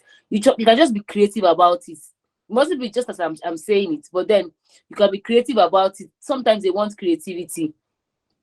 They want to see it mustn't be generic. You can be creative, but then still pass your information. Then after you talk about why you want to study in the UK, why you choose the courses, then you can now talk about the skills that you want to gain. The skills that you want to gain, how the skills will help you go back and advance whatever you have been doing or whatever you want to do when you go back to your country. How it will help you address challenges. Just a general skills that links to your course and links to what you want to come back to your country and do. So first, you're talking about why you want to study in the UK, like beautiful things in the UK that you want to experience. Then you now go down to the school facilities, their ranking, communities, and a lot of other things that is in the school that you think that, okay, yes, it will help you upscale your career and your development impact. Then you can now move to the skills that you intend to acquire in the process of your course, and how those skills link to whatever you want to come back and do. Then you now just say, my prospective dissertation topic is this. That's just basically it. But then this is just an opinion. This is just what we think, and this is what we have gone through and our experiences that we have given. You can't be creative with yours. You can be creative with yours. You can be creative, actually be creative with your own, but then you could use what we're saying as a guide. So I think for my own tax, I'm done. I'm done with the detailed plan of study, and I'm done with the study outline. So I would leave God's time to take us to the next speaker, or maybe make his own comments. Yeah, thank you very much, Grace. I think I would actually like to respond to thank you very much once again for your presentation and for providing very valuable information to our audience. I would quickly like to respond to it's just to add to what you have said that probably should be of help to someone who is listening and perhaps should be writing his or her essays from tomorrow. So one of the things I would like to add is the fact that, okay, why do you choose your proposed course of study in university? Please, if your phone is close to you, kindly remove it. So why are you choosing this? Why have you selected, okay, you want to study biotechnology, you want to study mechanical engineering, you want to study water management, whatever thing that you want to. So why are you studying it? Why have you selected this course? Is there a particular problem you have identified in your country or in your environment that this course is going to give you the required skills to solve? Okay, so you have to consider that. And why this university? Why is it that out of all the universities in the UK, you are selecting this particular one? What makes the university to be unique? This could be, maybe there is a particular, it could be just the course curriculum, or the course curriculum, actually, the course design. There are key skills that probably you would need to learn. This is why you're selecting this university and the course.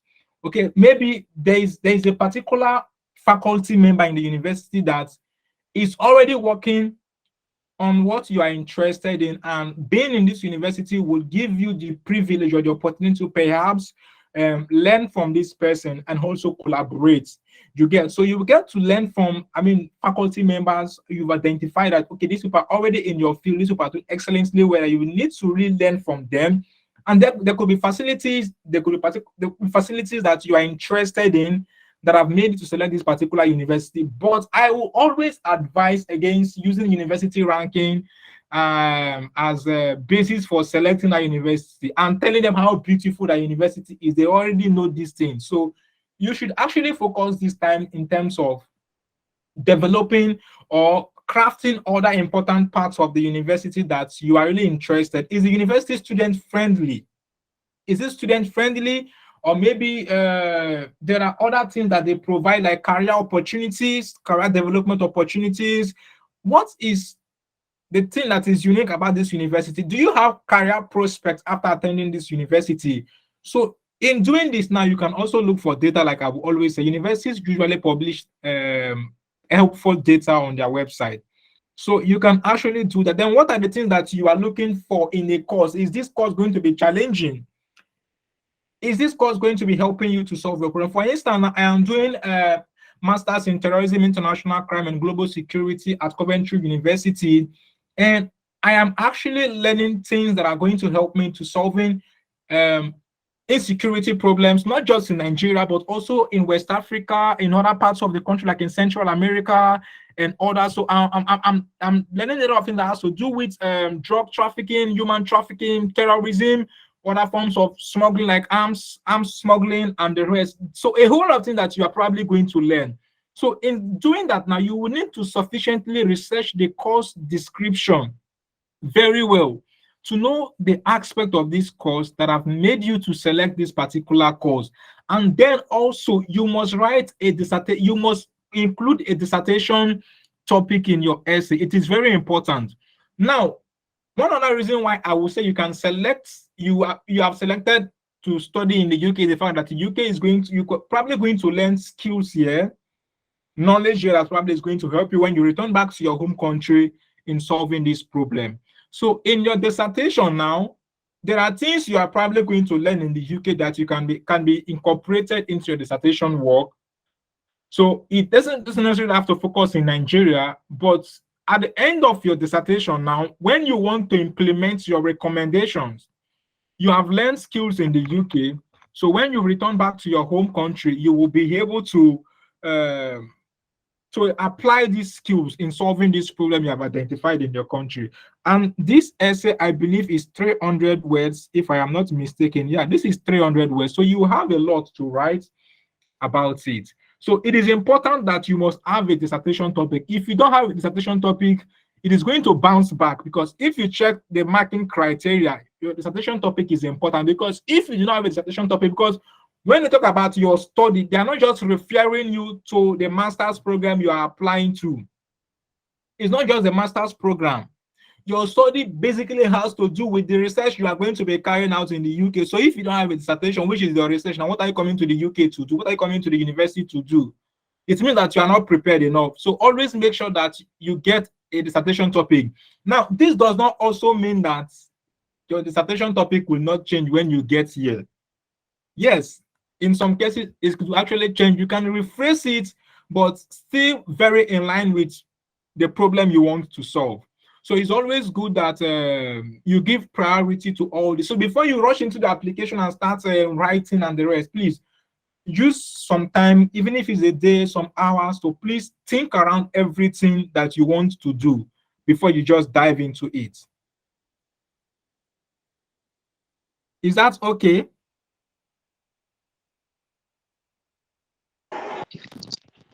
Yes, that's okay. All right. No, So no, it's not okay. Please, can you shed more light on the dissertation topic, please? dissertation topic now. Let's assume that you want to, your area of interest is on LDG, good health and well-being. So you are passionate about either cancer, you are passionate about HIV, you are passionate about malaria. Come up with a dissertation topic that has to do with two variables of cause and effect. You did undergraduate project, I believe so. You were a project, okay, dissertation, I mean project or thesis. So let the word dissertation not confuse us. It simply means either thesis or your final project that you're going to be doing, your research project, your research work. That is what dissertation is all about.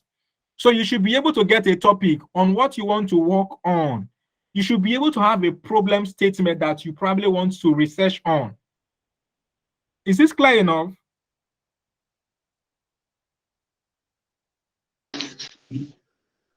Yes, it's clearer now. Thank you. All right. That is nice. So, Yeah, fine, sir. It's fine, it's clear. so Thanks. Covenant, are you there? I think you should be taking us through career plans. Good evening, everyone. I'm Covenant, as earlier introduced. So I will take you guys on objective during the award, your career plan for 5 years, and your long-term career plan. I want to reiterate this again. Scholarship is not for everybody. You will know the reason why you want Commonwealth scholarship. Your career plan is like a grant. You know, when you apply for a grant, Commonwealth worth at least 20 million. Everything we spend on you, 20 million. So when you are writing a grant of 20 million, you should know how you will channel your what, your proposal. Okay, your proposal will not be lackluster, because it's worth 20 million. So having that mindset, this Commonwealth scholarship worth 20 million, because they will pay everything on you.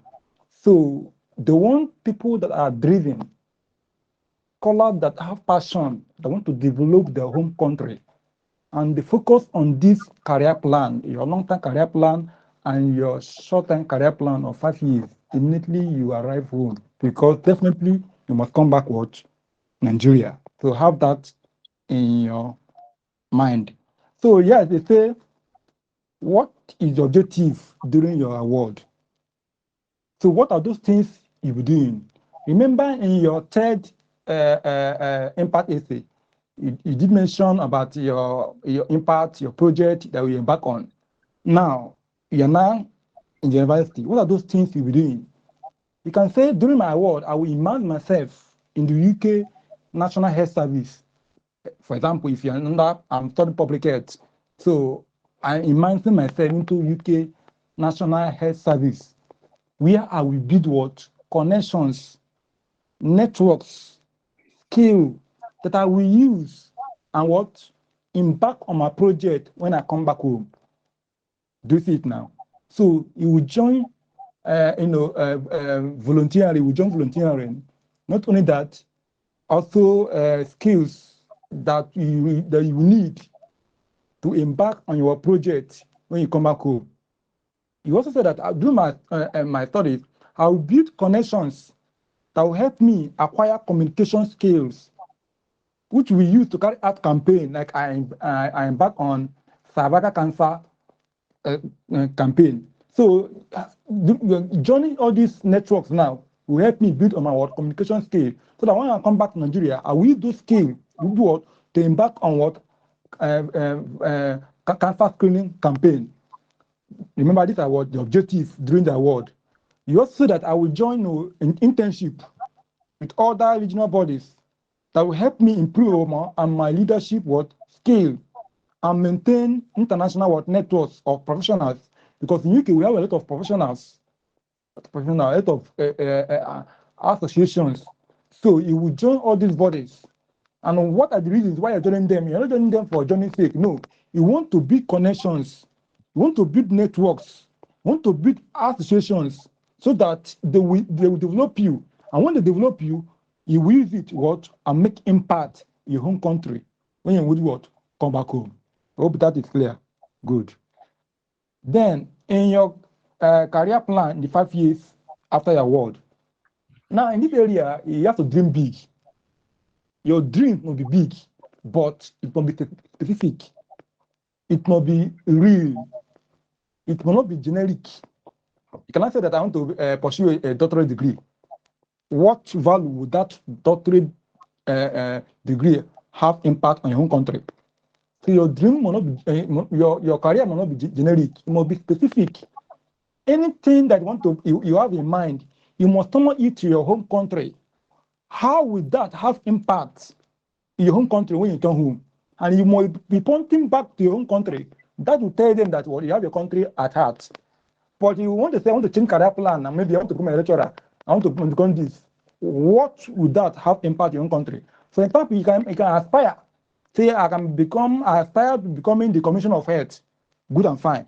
Now, how becoming Commissioner of Health or Minister of Health have impact on your own country?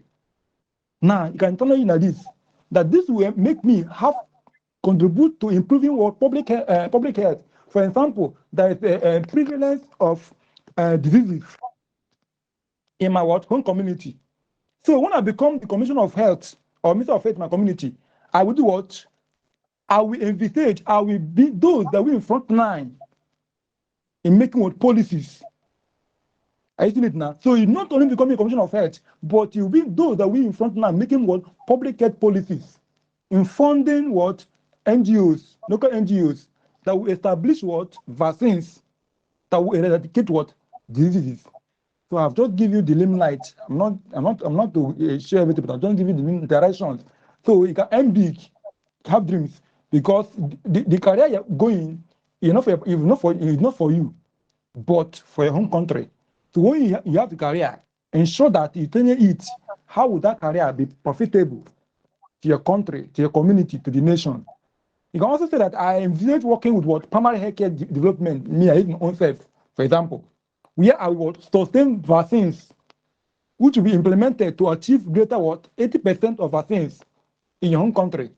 That is your 5-year career plan. It must be short, specific, and must be real, because they will follow all the things sequentially. They will know how would this career be achievable? Is it something that can be achieved, or you're just saying it? That's why it must be specific when mentioning your career. You can also say that I envisage, partnering with some local NGOs. We have a lot of NGOs, and while we partner local NGOs, they will help you to mobilize you.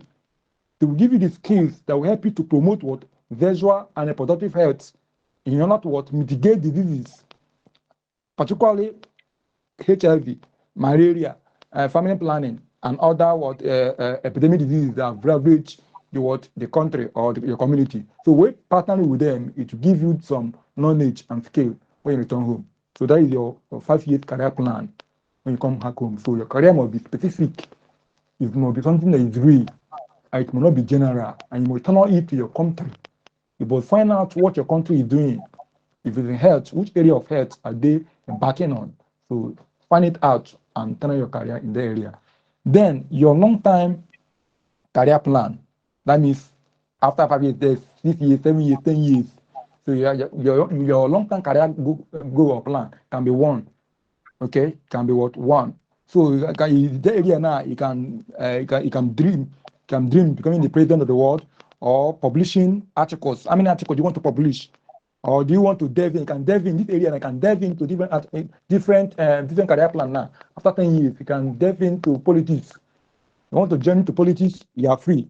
So, but make sure that your career must be what you use to develop your home country. With what you have learned to develop your country, your community, your nation. For example, I say being fully recognize the need of local NGOs to make changes in my own country, wherever I am. I aspire becoming or publishing 7 articles, and I'm not just publishing. Okay, then in your long-term career plan, you can change career. It's allowed, you can change career maybe that will 10 years after your Commonwealth scholarship. So you can delve into agriculture, delve into politics, delve into banking and finance. But what impact would that have to do? Because they're spending huge amount of money to you. So it's not just for going to UK to study and come back. No. What we master degree add value to your own country? That's why they're sending you to study. Why do you need master study? You do for yourself, though you are the beneficiary of it, but the master degree should have impact to your people in your country, to your community, to your state, and that's why you're sending you to study. So you must have something, you must have a plan, you must have a goal. So your long-term career, I can say that I be publishing maybe 4 articles. Maybe if you're going there for maybe in your 10-year time, you're going there for maybe you want to pursue a career in your PhD degree or doctorate degree level. Then you can say that I entail publishing 4 articles. I'm not just publishing 4 articles. What would that articles be important to us? Because this will help to promote appropriate use of research tools, like journals, health journals, stewardship, and formulate informed policies that will curtail, the disease outbreak, which is now a global world challenge. So that article will help. It will be an eye opener to the nation, to the community, to the state about the disease that have ravaged the community or the country. So when people read articles now, it will give them an insight about what is going on the country. So these are the major areas you must focus. So the time is short, but you need to do some research and delve into all these things. But your career plan is major area that Commonwealth focus. You want to know how you have researched, whether you have goal, whether you are a visionary individual. Someone has said that a leader is someone that has seen the way and show the way. So you have seen a problem. How will you propose solution if they send you to UK because they pay everything for you? How will you having master degree add value to you, not only you, to the community, to the nation, and the state in which you are. So it's good that you make research about how the career plan. Your career should not be general, should be specific and should be time bound. Thank you and God bless you. So while you are writing your objective during the award, particularly the skills that you're going to learn, just to add to what he have said, you will need to learn skills like networking skills. You will need to learn skills like communication skills, like how to communicate properly, how to present. You could also you could also learn research skills, because most of us are coming from a background where research is not taken seriously, and this is why majority of us we find it really difficult studying in the UK. So we have to do a lot of things because the UK educational system is slightly different, in fact, completely different from most of us coming from different backgrounds. Yes. So you will be given opportunity to learn research skills. So if you're going to be learning research skills, how is this skill going to help you during your award? During your award, you will learn research skill. Probably it should help you in terms of writing your own dissertation or your own research work, and also going beyond your master's dissertation to include collaborating with honor scholars in your field to write academic papers, just like what Covenant have said. So you could publish for people to read and create that awareness, and even for policymakers to also implement your recommendations. So you will learn research skills, communication skills, presentation skills. You will also learn diversity skills. Yes, you will learn diversity skills because you are coming from Nigeria, where you will be meeting people from Pakistan, from Egypt, from Ghana, from Cameroon, from different parts of the world. So as a Commonwealth scholar now, you will be able to learn how to relate very well with people from different backgrounds, irrespective of their religion, irrespective of their culture or ethnicity, their race, their color, or whatsoever. So at the end of this, your master's now, these skills should help you to solve a problem. So after your master's, you've learned these skills. At the end of the master's program, when you're returning back to your country or while pursuing your career goals, definitely you should be able to utilize these skills in terms of networking, in terms of building quality relationships, in terms of communicating properly and appropriately to the right people that are going to collaborate with you in providing solution to the problem that you want to solve. And then another thing I would like to say is that you need to be very, very consistent while writing your career plan essays. Like, you need to be very, very consistent. You are not talking about A in one paragraph and then in B, paragraph B, you're talking about something different. Paragraph C, you're talking about something different. Let your essays be coherent, okay? Let them be coherent. Allow your thoughts not to be disorganized, okay? Put your thoughts together and be consistent. You could actually refer back to what you wrote in your development impact essay. So if your development impact essay now, you want to help in, let me say, reducing the number, creating awareness for HIV/AIDS and reducing the number of people affected with HIV/AIDS. In your 5 years career plan, 5 years after your studies and long-term career plans, these things should reflect, okay? You don't talk about it there, you just leave it. So it should also reflect the fact that your career goals are also incorporating the development impact essays. It doesn't mean that you must tailor your career goal to be around what Commonwealth wants. It doesn't mean that you have to tailor your your career goals to be around scholarship alone. You have a life that is different from whatever you're coming to study in the UK, but this should actually reflect in your essays. Okay, so I think that is important. And then also in your long term, just like what you have said, your long term career goal, always make sure that even if you want to leave, you want to leave health system, you want to join politics, you want to be a politician, you want to be a policy maker, always make sure that there is room for your essays that you've written. There is always room for your development impact that is going to be measured. Okay, so always carry it along. Do not leave it behind. Carry it along always and at all time.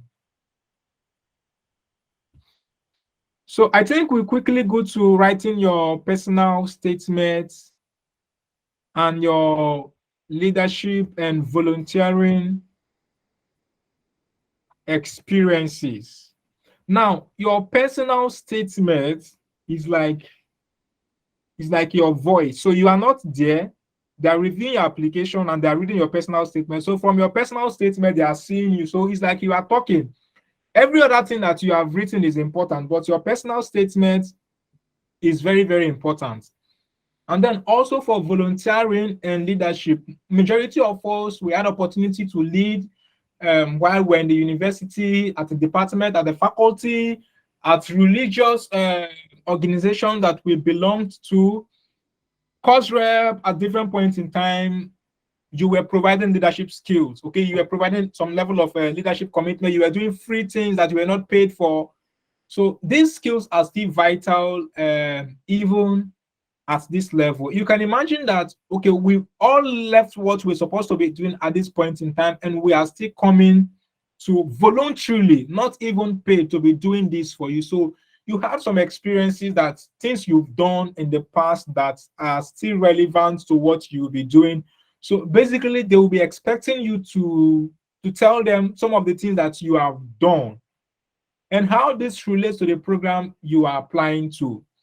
Also, I would like to say that, okay, let me just give the room to the speaker to talk, but I am just saying this to prepare our mind towards it, so you'll be able to put all these things together.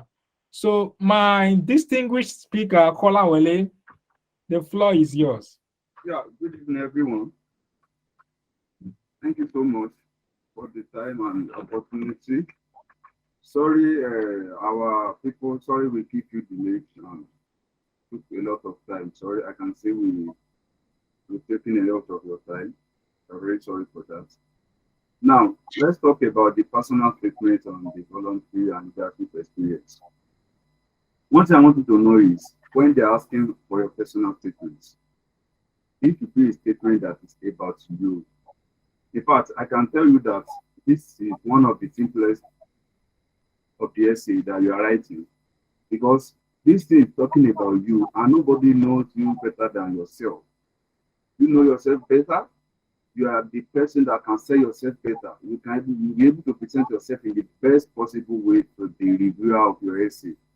And this, when you are doing this, you will ensure that whatever you are writing, it is what is related to you personally. Because what happened to me does not happen to you. Your challenges is not my challenges. Your background is not my background. Your experience is not my experience.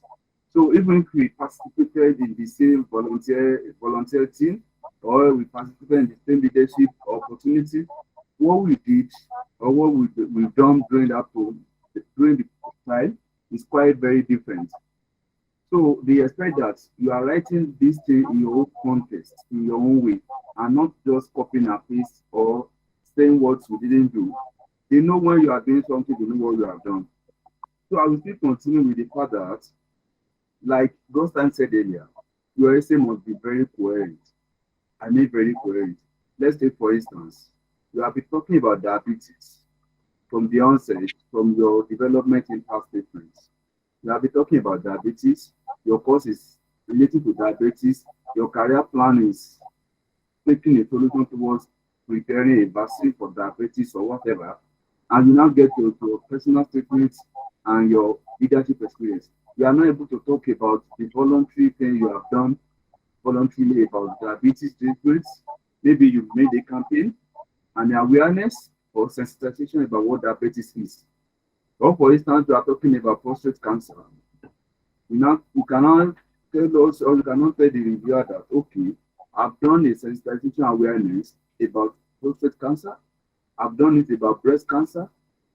So your essay must be a coherent one. Whatever you have been talking to about from your developmental impact statement must reflect in all aspects of your essay. And that is when they know that, yes, that's when they know that you have a coherent statement, you have a coherent essay, because it must follow that order. Let's take, for instance, number one, we are talking about your personal statement. And you should not forget that this personal statement is 500 words. It's not compulsory to write 500 words, but you should not exceed your 500 words. Every word you are giving in Commonwealth, you should not exceed them. It's not compulsory. If they give you 500 words, if you don't know what to write or you don't have whatever to put, if you write 400, 450, 350, you are good to go. But you cannot write 501. Bear that in mind. So when you are talking about your personal statements can come in two ways. Something might have inspired you, maybe in your community. You've seen somebody that has cancer. You see somebody that had cancer, diabetes, or whatever, and that's what inspires you to make your environment better, to make yourself better. Or maybe when you are growing up, you had challenges, your financial background was poor, you could not attend school when your mates are going to school, you could not go to the university at the right time, you could not do what your mates are doing at the right time, maybe because of your financial background, your family background, or whatever. Then you should be able to tell them, oh, maybe when you are in secondary school, you have challenges in the sense that maybe some people are maybe when they're in school. Yeah, not to interrupt you, Kolawole. All right. We have a pool, so please kindly check the activities and respond to the pool, please. All right. Thank you, guys. Yeah. So maybe when you're in school, you don't have access to many basic amenities, many basic reading materials that you are expected to have access to. But in spite of that challenges or those, you're able to cross them and you're able to come out with a good result or better results. That's a personal statement. Or maybe you saw somebody in your society who died of diabetes, who died of cancer, or maybe the issue of this flood. It might be this flood that is happening in Nigeria. That might what inspire your personal statement. That one might what inspire you to want to be a better person.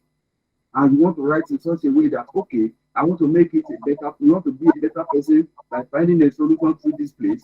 And as a result of that, that's a good personal statement you are presenting. So your personal statement will be able to talk about you and yourself. There's nothing like copy and paste. Just tell them in a clear. It doesn't matter. I've seen a scholar last year reading my personal statement, and when he was like, "Oh, why is it everything like you are looking like your background was poor?" And that's why I submitted. And here I am today. Even when somebody is telling you that your essay is not nice, it's not relating to you, you know your story better. If today that is your story and you put it down, I'm telling you, the individual will be convinced because you put it down in your own way.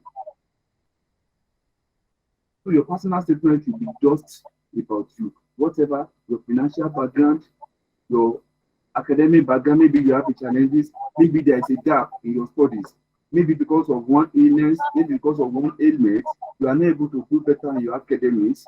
That's a personal statement you can write about. And that is, by the way, your leadership experience and voluntary experience. Here they are taking two things together, leadership and voluntary. Voluntary is different from leadership experience. Many people have volunteered. For in my case, for instance, many people had a lot of volunteering experience. When you are working about, maybe you are writing about terrorism and you want to write voluntary and leadership experience, volunteering experience about terrorism. And this case, maybe you have been a part of a team that has campaigned against maybe those people girls, maybe when those people girls were kidnapped, maybe you led a team of 10 and you led a team of 50 to make your voice known, to protest about their kidnapping. That's one. Maybe you are working on health and maybe about prostate cancer or diabetes, you did an awareness, or you are part of the people that did maybe for this HIV that we are talking about, you've done a lecture on it, you give people, you've done an awareness, you've done perform a medical laboratory checkup for people about HIV. That's this one. And maybe you hold a class rep position, you've been the president of your department, you've been whatever position in your school. Even I've seen somebody who puts, I've seen an essay where somebody puts a leadership experience she acquired from being a choir master in a church. So the list of your experience as a leader, we can't towards it. The best thing is when you know how to put it down, I'm very sure your reviewer will be very convinced. I'm very confident to tell you that if you have lots of experience, lots of leadership experience and voluntary experience, let me assure you that just pick the best three you know that this one you can be able to push on forward. You don't need to put 4, you don't need to put 5, you don't need to put 7. And I want to ensure you that when you are writing this thing, you should ensure that you are using the STAR approach. When we say STAR approach, what is the situation?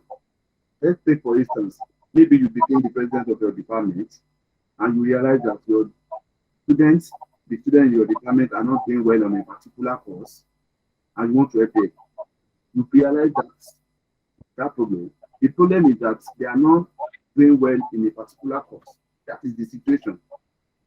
What is now the task? The task is, what do you want to do? How do you want to do this? Like, okay, what are the things you put in place? Maybe you talk to your experts. What are we going to do about this? That's it. Then what is your action? Maybe you took them tutorials, you teach them, you give them extra lecture, whatever you do, maybe you do that. And You give them an advice about the academics, you give tutorials, you do symposium for them, you navigate them through the academic activities, you advise them. That is an action. What is the result? Maybe the subsequent year, those people that take those courses, they are able to achieve a better result than what they have been achieving in the past. So ensure that when you are writing your personal statements, when you are writing your voluntary and leadership experience, please use the STAR approach. And I said STAR approach, the S is situation, the T is task, the A is action, and the R is your results. You have to be able to put them down. If you are putting 3 leadership and voluntary experience, you have to be able to use that STAR approach for each of the 3 you are putting down. And that will tell you, if you tell me that, okay, you want to reduce, you are trying, your campaign is against the reduction in HIV in Ekiti State, in Oyo State, in Ogun State. What do you, that is the situation. What was the task that you performed? What do you do? Then what was the action you took? Did you create an awareness? Did you go to the radio station to talk about this, to give people knowledge about the spread of HIV? Then what was the result? Was it that after 2, 3, 4 months, there was a reduction?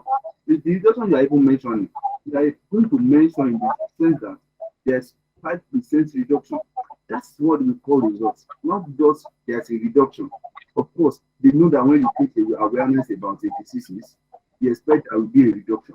But what was the specific percentage of the reduction that you experienced in that regard? And that is very important. So please ensure that you are using the STAR approach for your leadership and voluntary experience. It is very, very, very important. May I say this again about the personal statement? Because you see those 2 things are interwoven.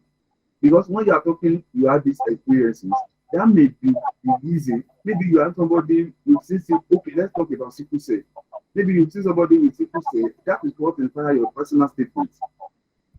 And maybe in your volunteer leadership experience, you created awareness in your local government to people about sickle cell diseases. And what did you do? What are the actions you took to ensure that everybody, maybe to every couple that is getting married, to every couple that is getting married, you make it a point, you advise them or you give them advice that each of them must go for this genotype screening. And from there, what happened? There's a reduction in the production or in producing sickle cell babies in the community.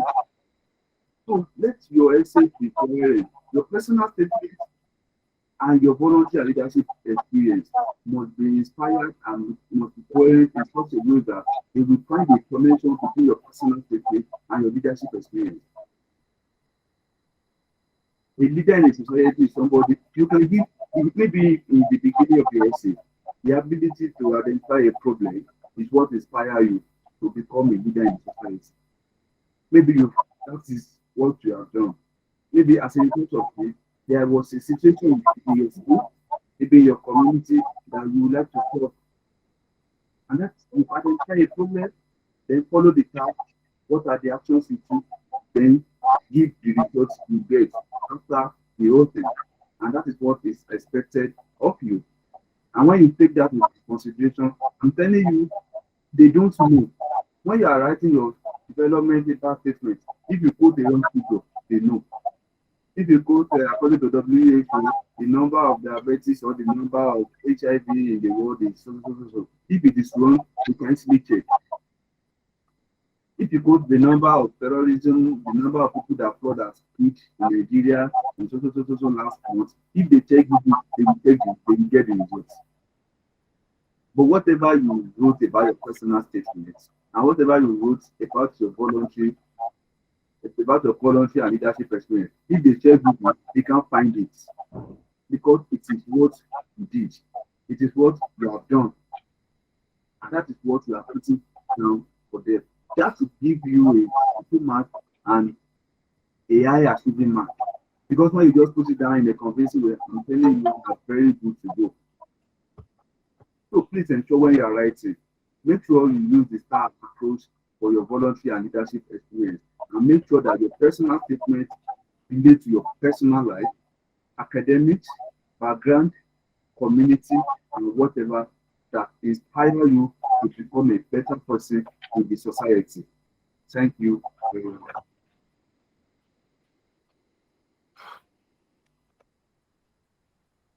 Thank you very much, Scholar Wale, for that very insightful response. So briefly, we'll be moving to the questions and answers section, but just to add to what our speaker has said, please and please do not be shy to talk about your background. Yes, because nobody cares about whether you are rich, you are poor, you have or you don't have. They want to know the things that you've gone through. Okay, they want to know what you've been through and how this has like shaped your desire to make a change in your country. They want to know the problems that you have gone through and probably how passionate you are to seeing that other people do not go through this kind of problem and how you want to contribute to solving this problem. So please, if you are rich, don't lie that you are poor because it will bounce back. Don't lie. Just be as honest as possible with these people because they are far way smarter than you are. You are not smart. So if you are rich, don't say that, okay, you are very poor from this one. Then stop telling stories like you don't have sandals to go to school when you were in primary school, and when you're in secondary school, there were no sandals, you were working on barefoot and the rest. Except you want to actually talk about how you want to address poverty in your work. Okay, maybe poverty, ending poverty, sustainable development goal 1 is actually your passion. So you want to talk about poverty, and then you can talk about how probably you will help in providing these basics necessities of life for children in primary and secondary school. So that should probably be okay, but don't lie. Try as much as possible to be honest. So let's assume that you are finding it difficult to pay your fees, and then maybe while you were in the university, you were able to get some scholarships that probably you use to support yourself. They want to know how your situation affected you and how strong you were able to pull through. They want to know that you are a very resilient and determined person. Do you get? So try as much as possible to blow your trumpet. If you have done things to change your situation, please talk about it. Whether when you're in the university or outside the university, talk about it. And tell them how this has actually positioned you, coupled with the master's degree and the opportunity that this scholarship will be providing you to make greater impact in your society.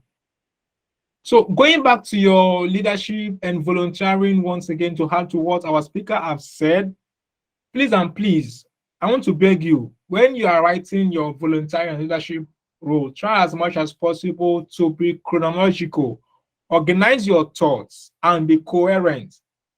First, if you say that you are a course rep while you're in the university, please mention the department, mention the duration. Was it for 5 months? Was it for 2 years? Mention the timeline, 2020. I mean, okay, let me say 2014 to 2015, 2015 to 2016, you were the course rep. Maybe you were the departmental president, departmental treasurer. Tell them how you were able to manage the resources, okay? Tell them how you were able to organize people, how you were able to lead sincerely. Tell them the things you did, okay? Don't just list them and leave it. It's okay, you were this, you were that. Explain the things that you have done, and if they are related to what you want to study, please and please, you can always tweak it to suit what you want to study.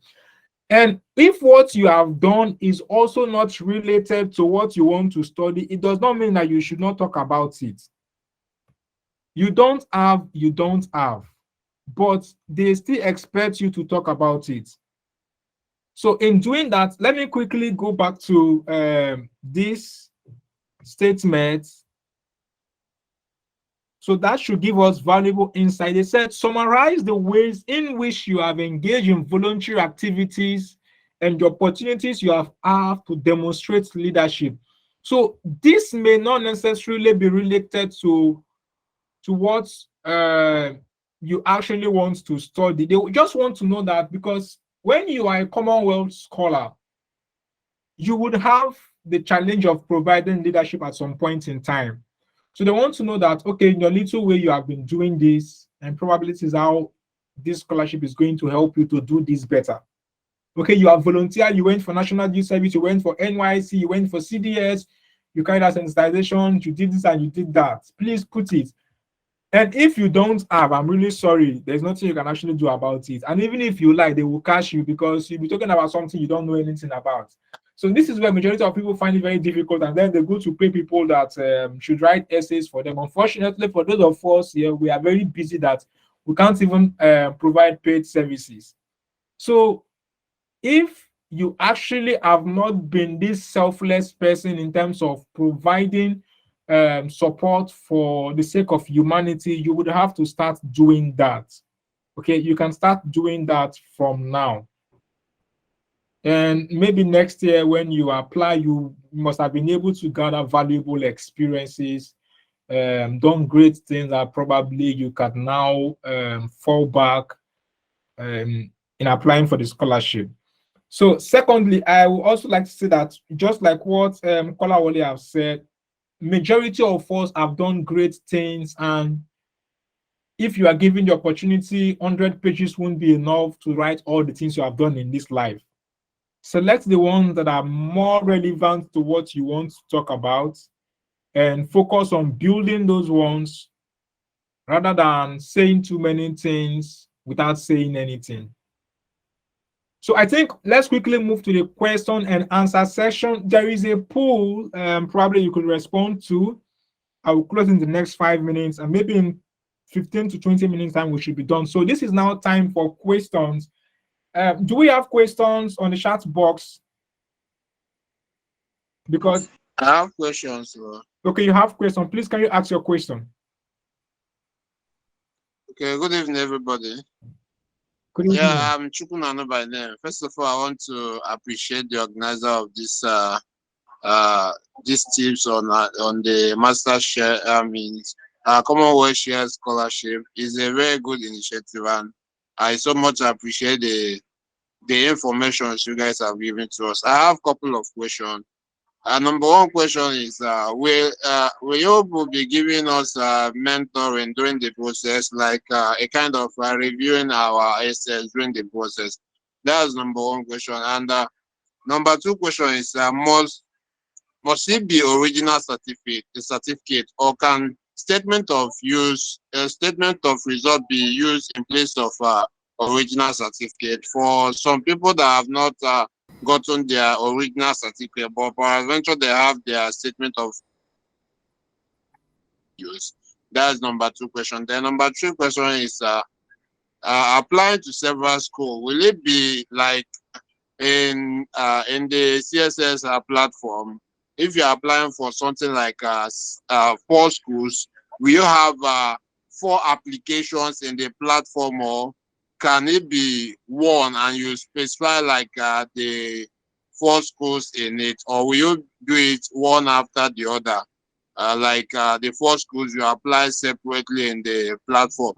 And number 4 question is, while applying to the school, will you apply through the CSS platform, or will you go to the school platform and apply to the schools? And during application, how will you be able to notify them that you're applying through CSS? And again, if you want to, let me say, if you want to do 2 ways system, like once you apply to the school, if the CSS give you funding, good. But if the CSS could not give you funding, you can kind of manage in a way to fund yourself. How are you going to go about it in the school platform? Then another question is, are they going to, like the referees, are they going to be submitting the recommendation letter by themselves, or the applicant will submit it on their behalf? Like I think I reviewed some process in the master's scholarship, that's Commonwealth Master's Scholarship, and I think they demand that the applicant submit it by them. I don't know if it is the same way in this in this one, whether the applicant will submit the reference by themselves or they will send a link to the professors, I mean the recommenders, for them to submit the recommendation letter by themselves. Okay, are you Yeah, done? and another question. Yeah, another question is if you're applying to 4 schools or 3 schools, will the recommender send different recommendation letter? Let me say, even if it is the same recommendation letter, but they will send it 4 times or 3 times that you're applying. Thank you. Okay, thank you very much for that question. I think my speaker, I don't know if I should respond to this or maybe I should just allow you guys to talk about it. Yeah. Yeah. The first question, can you come on with it, please? Okay, so let's start from the last questions. The reference submission process. Okay. The number of references that should be submitted. So let's assume that you've been selected for 4 programs. Are you to submit 4 different references for this program? All right. No, you are not submitting 4 different references. And one thing you should know is that before you are requested to submit your references, you have been nominated. So if you are nominated by 4 schools, what your referee will do is they just put the 4 schools on that reference letter. They put your application number, which we call CSCID number. They give you that number for each school. You put it on them, and they write the reference for just one. It's just one reference for each of the 4 courses. If you are nominated by 10 schools, it is 1. If you are nominated by 1 school, it is 1 reference letter they are submitting. So you are not writing for different schools. You get that. So your reference letter is just 1 you are submitting. Does that answer your question, please? Yes. Yes, it does. That means they are going to be the one that will submit the reference letter, not to give you the reference letter and you submit on their behalf. Yes, exactly. You just give them the schools. Just put them through the numbers of schools that you have been nominated. Give them the CSCID. Let them put it for you. Then they send the letter. That's all. It's simple. Okay, so just for me to add to what Kolawale have said, when you have been selected, let me say pre-selected, when you have been pre-selected for the award, you're going to be contacted by Commonwealth Scholarships Commission requesting for references from your referees. So when you receive that email, if you apply to 3 schools, 4 schools, 5 schools, and you have been selected more than 1, you are going to receive separate requests for reference for all the programs you have applied to. Whether you are reserved or you have been nominated, you will receive requests for reference for all. What you are expected to do is to put all your different CAC IDs, okay, for the program, and then your name, your full name, the university, and the different courses. And make sure that you communicate this information very clearly to your referees. They are expected to send the referees for you only once. So they will write a single reference letter for you, including all those details, and send it to the designated email address provided by the CSC. So it's actually a very simple process, but if you are nominated and you get contacted by CSC, definitely we will also have a platform where we'll be providing information for people after now. So Goshen, can you respond to the number of applications that one is permitted to make, and then the admission and scholarship application process? Is Goshen here?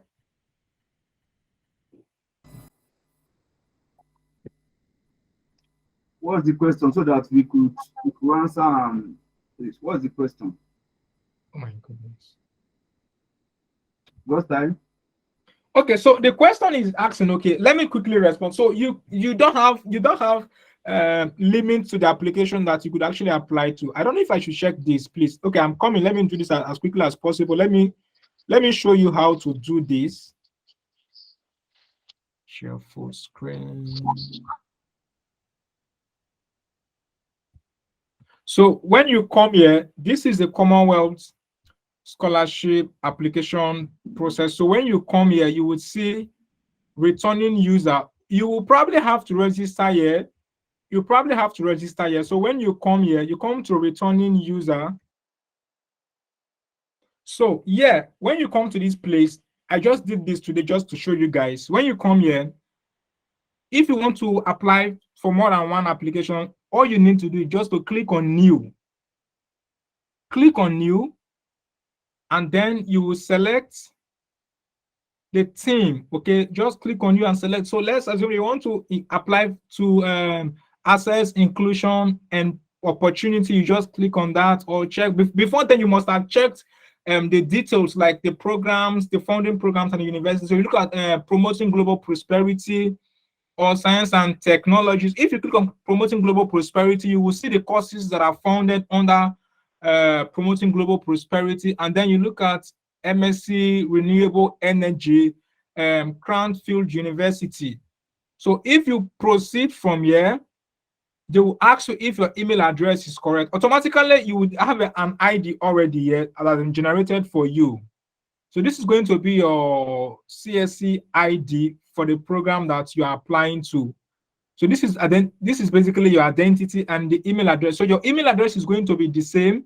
So with this same account, you can apply to as many as possible. So let's assume that you are applying to 4 programs here.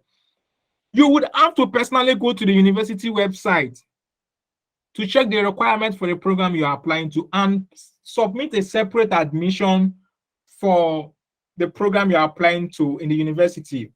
Now, the only thing you would need to do is that there is a section before you will select your the 3 sustainable development goals. There is a section where you would have to include your university ID if you have. Okay, if an ID has been generated by your student's ID from the university you're applying to, if it has been generated for you, all you need to do is to just include it. If you do not have it, just leave it blank. They're going to use your email address to retrieve the data that they possibly need. So that is why it's important for you to use same email address for both your scholarship and admission application, because it's almost like same people that will be reviewing you. So you have the university team that will be selecting you and also the admission team that will be selecting you. So if you have been offered an admission, if you have been made an admission offer, the scholarship committee is just going to contact the university team to request for your admission details. And one of the requirements is that as of the time the scholarship committee, review committee is making their selection, you must have gotten an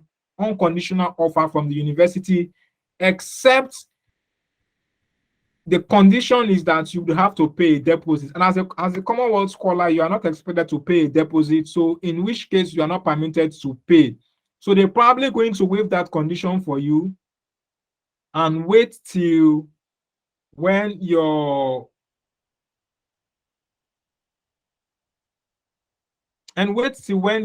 admission is probably ready.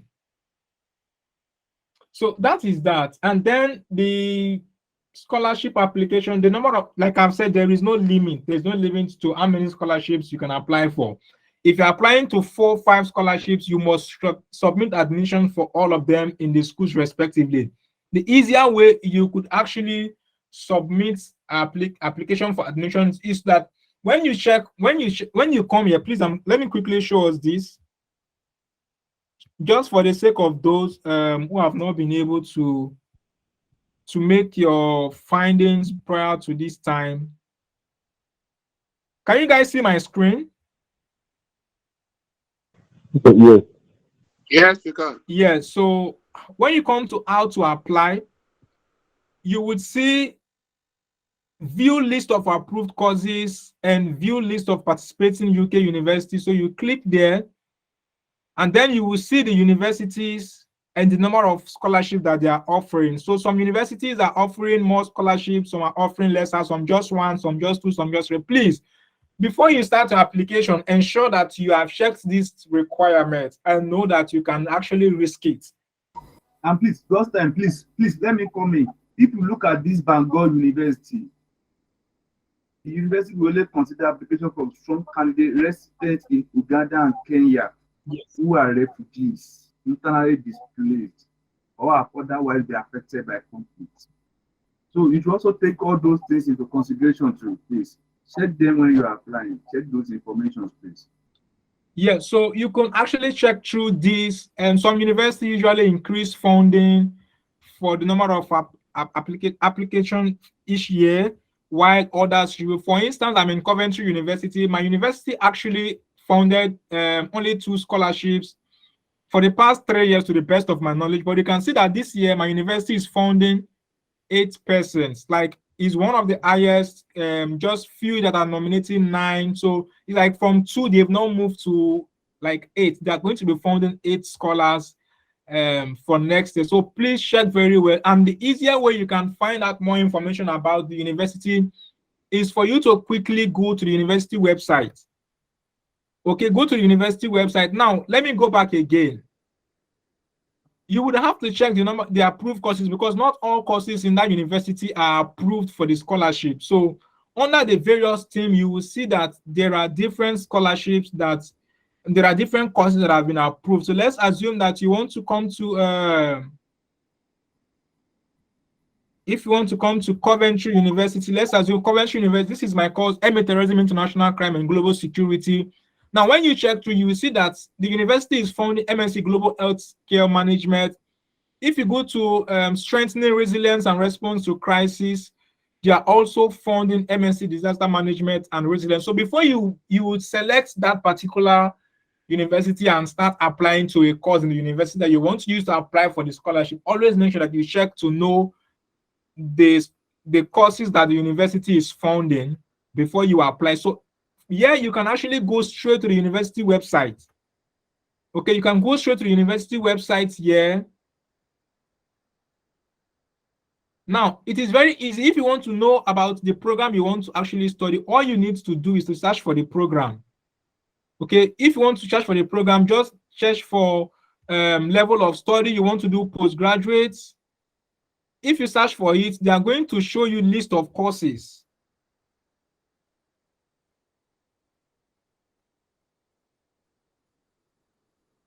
So let me not waste our time. Actually, I've showed you how exactly you will look for that program. So if you come to the university website, you can't find any information, just come to the search box here and look for it. So you want to study MSc Global Health Management.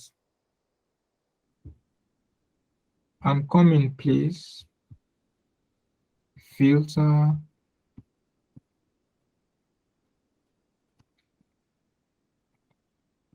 Postgraduate, search for it. Please, I'm coming. I actually need to select additional information for me to be able to find out. This is one of the things you will need to do. Then course starting September 2020. Make sure that with the courses you are applying to are always for September, because if it's not for September, you are not going to get selected for it, because the Commonwealth Shared Scholarship provides only funding for September. This is serious. Okay, I'm still coming. Location, Coventry University, course type. Okay, I think I should just search for the course from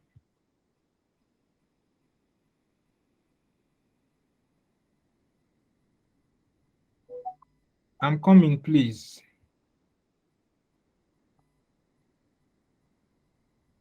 And then most times they could actually provide valuable information for that particular scholarship. So you could see here, international scholarship. If you click here, you should see information about the scholarship. So find a course. Okay, this is my course actually. So if I want to look for it. What is happening? Please, I'm coming. Coventry University. My school has up to like 5 campuses, so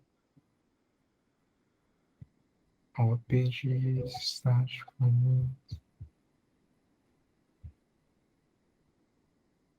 it. This is serious. Please, let me go back. Let me go back and start from the beginning, probably where I should check the courses.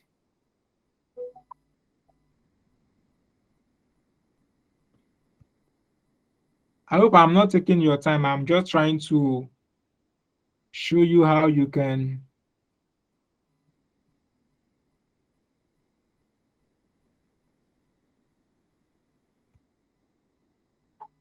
level of study.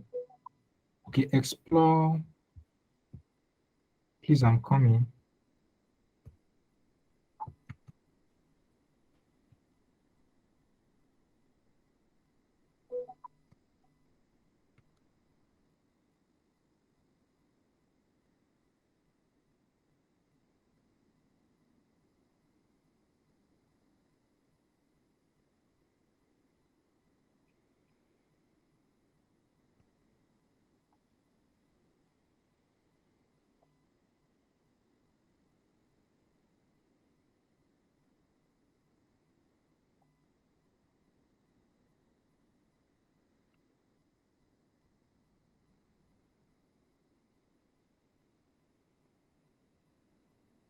So actually, I think you guys can actually see my screen. I'm sorry.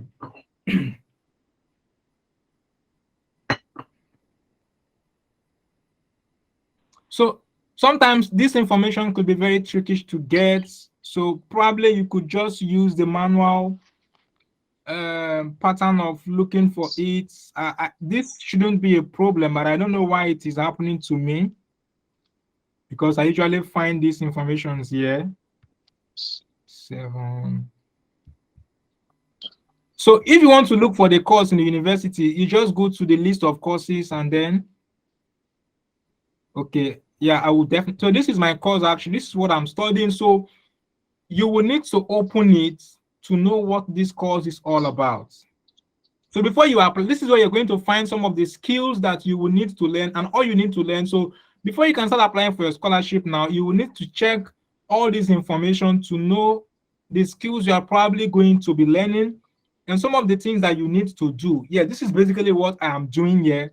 So you can't start writing what you don't know about. So it's always important that you study the program like very carefully before you start writing your essays. And I think this is okay. So you probably need to do that before you start applying. Is this clear enough? Hello guys, can you hear me? Yes, sir. Back to your question about review of essays. This is a very busy period for almost all of us. We have a lot of coursework to do, like a whole lot. However, if you're on our Telegram channel, I'm going to provide information for maybe we could help some people to review their essays. Yes, but one thing I will always say is that we do not provide template to help people write their essays. We don't. So if you have written your essays, we could actually help you to read through the essays and help you to make them better by commenting and probably advise you on what to do to make them better. And then the last question is the fact that you can actually apply with your statement of results if you do not have original certificate. But if you do, kindly use original certificate to apply. But if you don't, it's acceptable for you to use that. Do we have more questions, please? Okay, I actually think some people asked questions earlier, but I think I'm finding it difficult to. Yeah, you can apply to multiple universities.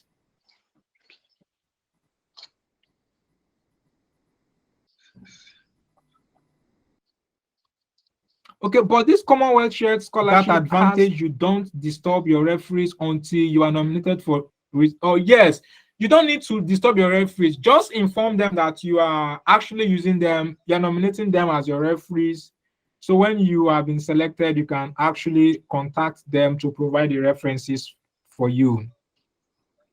Many schools are funding part of the school admission application portal. So you put Commonwealth. Okay, maybe someone actually responding to that. Yeah. So do we actually have more questions? Yes. Thank you very much, God's Time and team, for this wonderful piece. It's actually enlightening. My question is, can I include Of course, you can include that that. I You can have include that. master's degree in my application, or no need? Okay, okay, Tell them why you want to do a second master's. okay, okay. Thank you. Okay. Yeah, it's fine. More questions? Do we have any other question, please?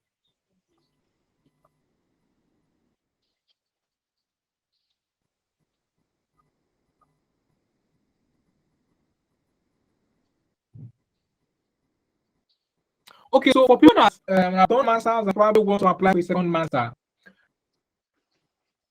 I think basically people that have masters and are applying for a second masters for Commonwealth shared scholarship, you could get some advantage if your grades are actually good. So you've done one master's, you want to do a second master's, you have to tell them why you want to do a second master's. Are there skills that you've not learned that you want to learn? Are there things that probably should help you in terms of solving a problem you want to solve? Okay, so there is no limitations to people who have done masters. The only limitation you have is that you must not study in a developed country prior to applying for this scholarship. So if you have studied in the UK, if you've studied in the US, you've studied in Finland, in Denmark, in Sweden, in France, you may likely be disqualified from applying for this scholarship because they want people that have not studied in developed countries to actually apply.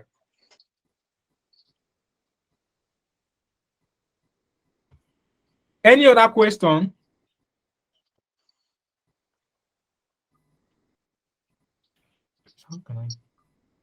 Okay, we will try as much as possible to provide a recording after this session. We hope to upload it on YouTube and share the link with you, or probably I could just convert it, save it to my drive and share the link with you. So you just go there to watch it.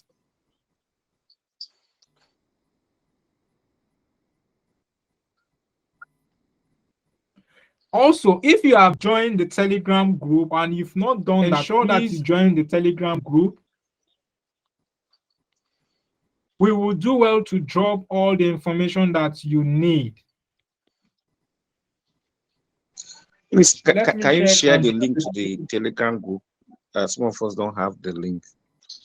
Gebo, are you there?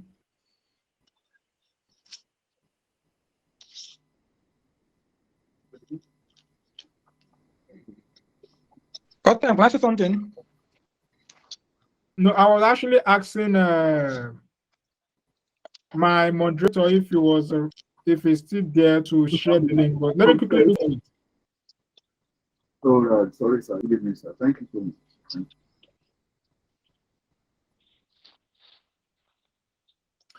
you. Okay, so let me share the link, please. Somebody is asking on the chat group what's the age requirement for the scholarship. I think the knowledge. Requirement, you must have a minimum a second class upper. Age requirement. Age, no age. Age requirement. UK does not have age requirement for any program you want to study. Okay. Yes? Okay. Have you told about the slots? For school, I have 5 slots, 6 slots. Yes, I think I have. Okay, all right. Fantastic. Okay. If you can't get the Telegram link, just mention the name of the channel. Then you Yeah, I can think go I've search dropped for it. It's actually private. I've dropped the link so you can actually join from there. So we'll provide valuable information on the link on the channel for everyone.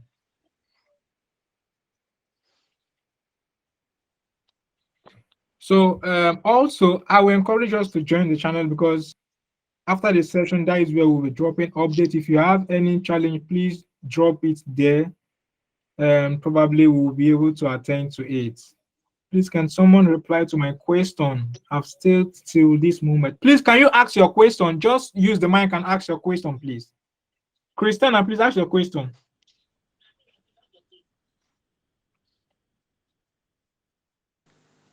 Christy, ask the question. Good evening. Please, can I apply Yeah, to good evening. two different schools with the same essay questions? Especially schools that have the same program, like program topic, the same course. Can I use one essay and answer the two schools? No, it's not possible. It's not possible because universities are offering the same courses may have different curriculum. Program description could be different, even though there may be similarities. In this case, you'll be required to actually track your questions. Okay, you can track your questions because writing a different part of a development impact essays for the two, you will need to track them. Then when you come to detailed plan of study, what you write in University A may be different from what you write of University B. So you could actually have a template based on a standard and good essay you've written for one university. So in other universities, you could actually be developing on it, tracking it to suit the program and the university you're applying to. Because the information may be different for different schools. So it's not actually possible for you to use the same essay to apply. Let's assume that so as University of London, you want to do MSc Development Studies, and then University of Sussex, there is MA for Development Studies. The curriculum is different, the universities are different, their priorities are different, and course description will be different. Okay, so and they could actually fall under different CSC teams as well. So this could actually be a challenge for you. But what you need to do is that you should find a connecting line in between the two universities and build on the common area. You get it? So those areas where there are differences, you would definitely have to track them to suit the particular university you're applying to. Oh, thank you. You're welcome. Please, if your hand has been raised, can you just ask your question? Kalu, is it Kelu? Joe? The Telegram link is not working. It's not working? Yes, many have complained. I've also verified it's not working.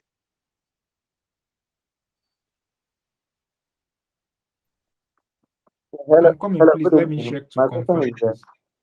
will my reference going to be contacted immediately after submitting my application or only after making it to the pre-selection list? Please, can you come again? Will my reference going to be contacted after submitting my application or only after making it to the pre-selection list? Okay, your referees are going to be contacted only after you have been selected. Okay, thank you so much. Once you have been selected, your referees will be contacted. Please, I'm sorry for the error. I think it's been corrected, so you can actually join now. So if you have been selected, the university will contact you. They will send you, the Commonwealth Scholarship Commission will send you an email requesting you to ask your referees to send reference reports. And this could be a very short time.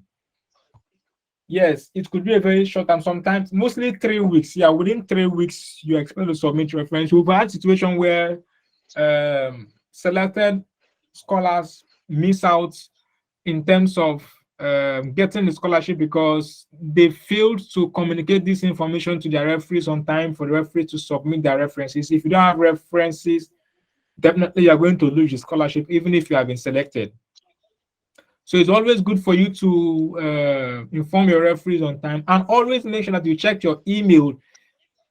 If you're applying for scholarship by this time of your life, you should be checking your email at least 10 to 15 times on a daily basis, because some information will require you to respond back maybe within minutes, within seconds, within some hours. So you can't be applying for scholarship and then you did not check your email for 2 days, 3 days, 4 days, 1 week. We've had situation where people did not check their email. Maybe the email was sent to them and it was just in their spam folder. And because they couldn't check the email, they couldn't check their inbox to confirm the email and respond, Please so they get to always lose this wait. prestigious Time. scholarship. Always ensure that you check your spam folder. Spam folder is important.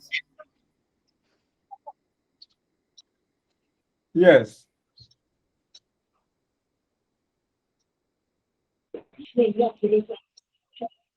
Do we have more Hello, good evening. questions?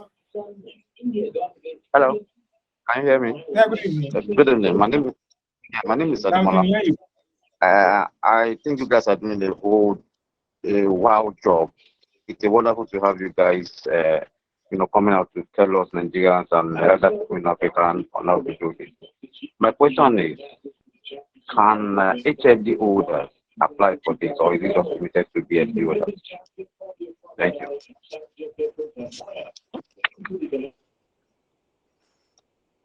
Kolawole, can you respond to that?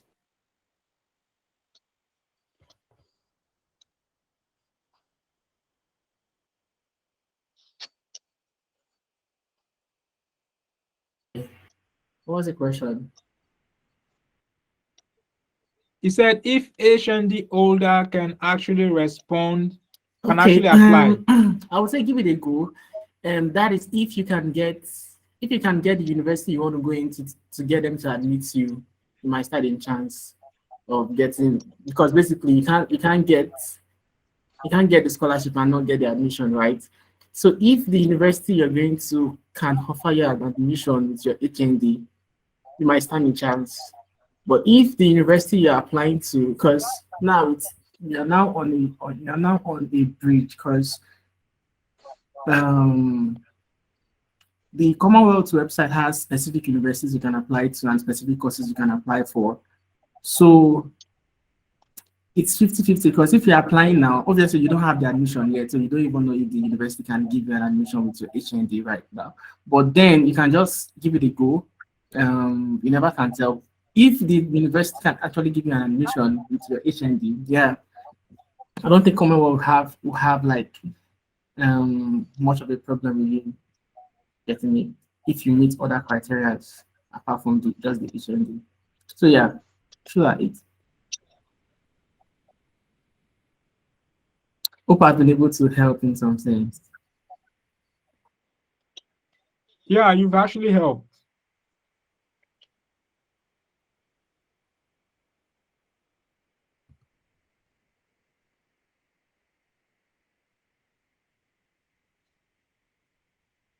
Do we have any further question?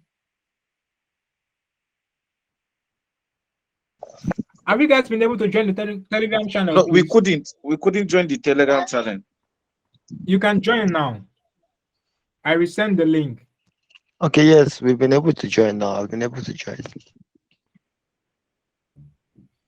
Some university. Okay, so Shoma, some universities, the application start January. Hope it won't be an hindrance. So this is it. All universities that you need to apply to for a Commonwealth Share Scholarship starts application by September, October against next year. Except you want to, because universities have January, May, and September intake. So it all depends on what the program you want to study and what exactly you're applying for. But if you want to apply for a Commonwealth Shared Scholarship, so long as the university is listed, you can apply for admission now. And one thing you should note is that you do not necessarily need to have the admission before applying for the scholarship. You can manage the two at the same time. If the scholarship deadline wants to reach, you can submit your scholarship application without submitting your admission application. But what they expect from you is that before the scholarship review committee will make their decision on the list of selected scholars or awardees, you should have gotten an unconditional offer from the university. So you can go ahead now to start applying for your admission and scholarship same time, but make sure that you submit your scholarship application before the deadline. I will always say, for those of us who are applying from Nigeria, you have network problem there, so don't wait till deadline. And secondly, the application is actually closing by 4 p.m. GMT. That is like 3 p.m. Nigerian time on the 13th. So make sure that before 12th, you have submitted. Don't wait till it is on the 13th and then you want to submit and then network will start disturbing you. You don't have network, you start running around and all your efforts are going to be wasted. Please do not wait till deadline. If it is possible, ensure that you submit your applications before the deadline. Please and please, I'm begging you, so that all your efforts are not going to be wasted, because network could be a very big challenge. Maybe the platform could also experience some issues and you never can tell. This thing is not within your control, so it's always good to play safe.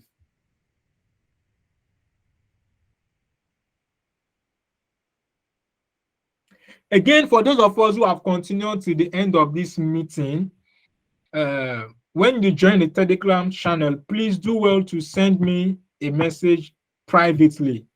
I probably should have something for you, but I'm not going to announce it because I am not sure if my speakers will be able to do that. So let me not announce it. I will actually have to discuss with them. For those of us who have joined to this moment, it shows the level of resilience and determination actually. And some people have actually sent me private messages that maybe their battery is down, they will have to go charge and the rest. We will look for a way to help as many persons as possible. But the thing is, I don't want any of us to think that, okay, you are not good enough. You are good enough to win this scholarship, and this scholarship could be life-changing for you. Like, this could be very, very life-changing for you. Like, you will not get to worry about studying and thinking about money and the rest. The only responsibility you have is to read your books. I mean, that's what Goshen is doing. He's not thinking about money. He's not thinking about, like, you don't have any problem apart from reading your books and meeting up with just your academic activity. That is the only challenge you have, studying with a Commonwealth scholarship. Because right now, with the exchange rate now, your monthly stipend is more than 1 million naira. So why can't you apply for Commonwealth scholarship? Like, this scholarship is worth over 30 million naira if you get it. Any of the schools that you get this scholarship. Remember, you are not spending. Yes, but then I'm talking to particularly for those people who are coming from background where Go there. We are not spending naira. Tell this man. Yeah, but it's true now. You're not spending about you. Some people actually, okay, this is it. While I'm here, like I see people who are self-funded, and you see people struggling to pay tuition fee. They will pay tuition fee, they are still going to feed, they will pay house rent. I mean, it's overwhelming for them. And sometimes I just wish, like, man, thank God for scholarship. Because I can't be here now. I'll be reading, meeting up with deadlines, I'll still be thinking of how I'm going to go to work to come and pay my school fees and the rest. I mean, so please, whatever thing you're going to do to apply for this scholarship and get it, so long as you are passionate about sustainable development, please apply. Please apply. Try your possible best to apply for this scholarship. Yeah, thank you very much, Dustin. Doing Please, application in the school portal, how are you going to specify to the school that you are using Commonwealth share scholarship? Because I can see so many schools as limited slots. Like the school I intend to apply, Liverpool Hope University, they just have two. Yeah, so slots, it's two so I don't slots. know It's how two to go slots. about They can only pay for 2 scholars. So that is the limit. There's just nothing go we can through do it. about it. It's 2 slots they are funding.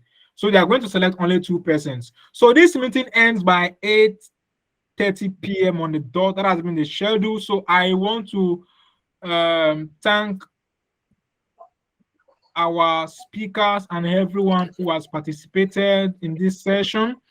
Further information will be communicated on the Telegram group, and we will also do well to share the session as well. Yeah, we will also do well to share it either on YouTube, any other on platform. Thank you very much once again for being part of this session tonight.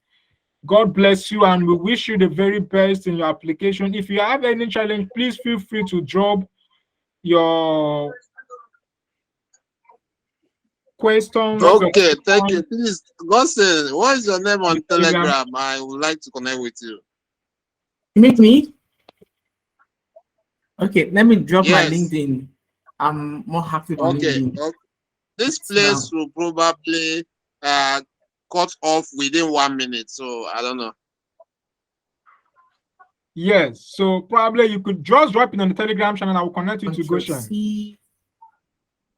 Okay, no problem. No problem. Thank you very much Thanks for about that. linking address thank in you the very chat, much, guys. so you can just click and Okay. I've just sent it already. Before Let me the check next. before okay, the great. meeting ends. Okay, thank you. Okay. All right, guys. Take care and good night. Bye. Bye-bye. Thank Goshen, you, Kola bro. Wole, everyone. Thank you, guys. Okay, thank you everybody. I appreciate it. God bless you.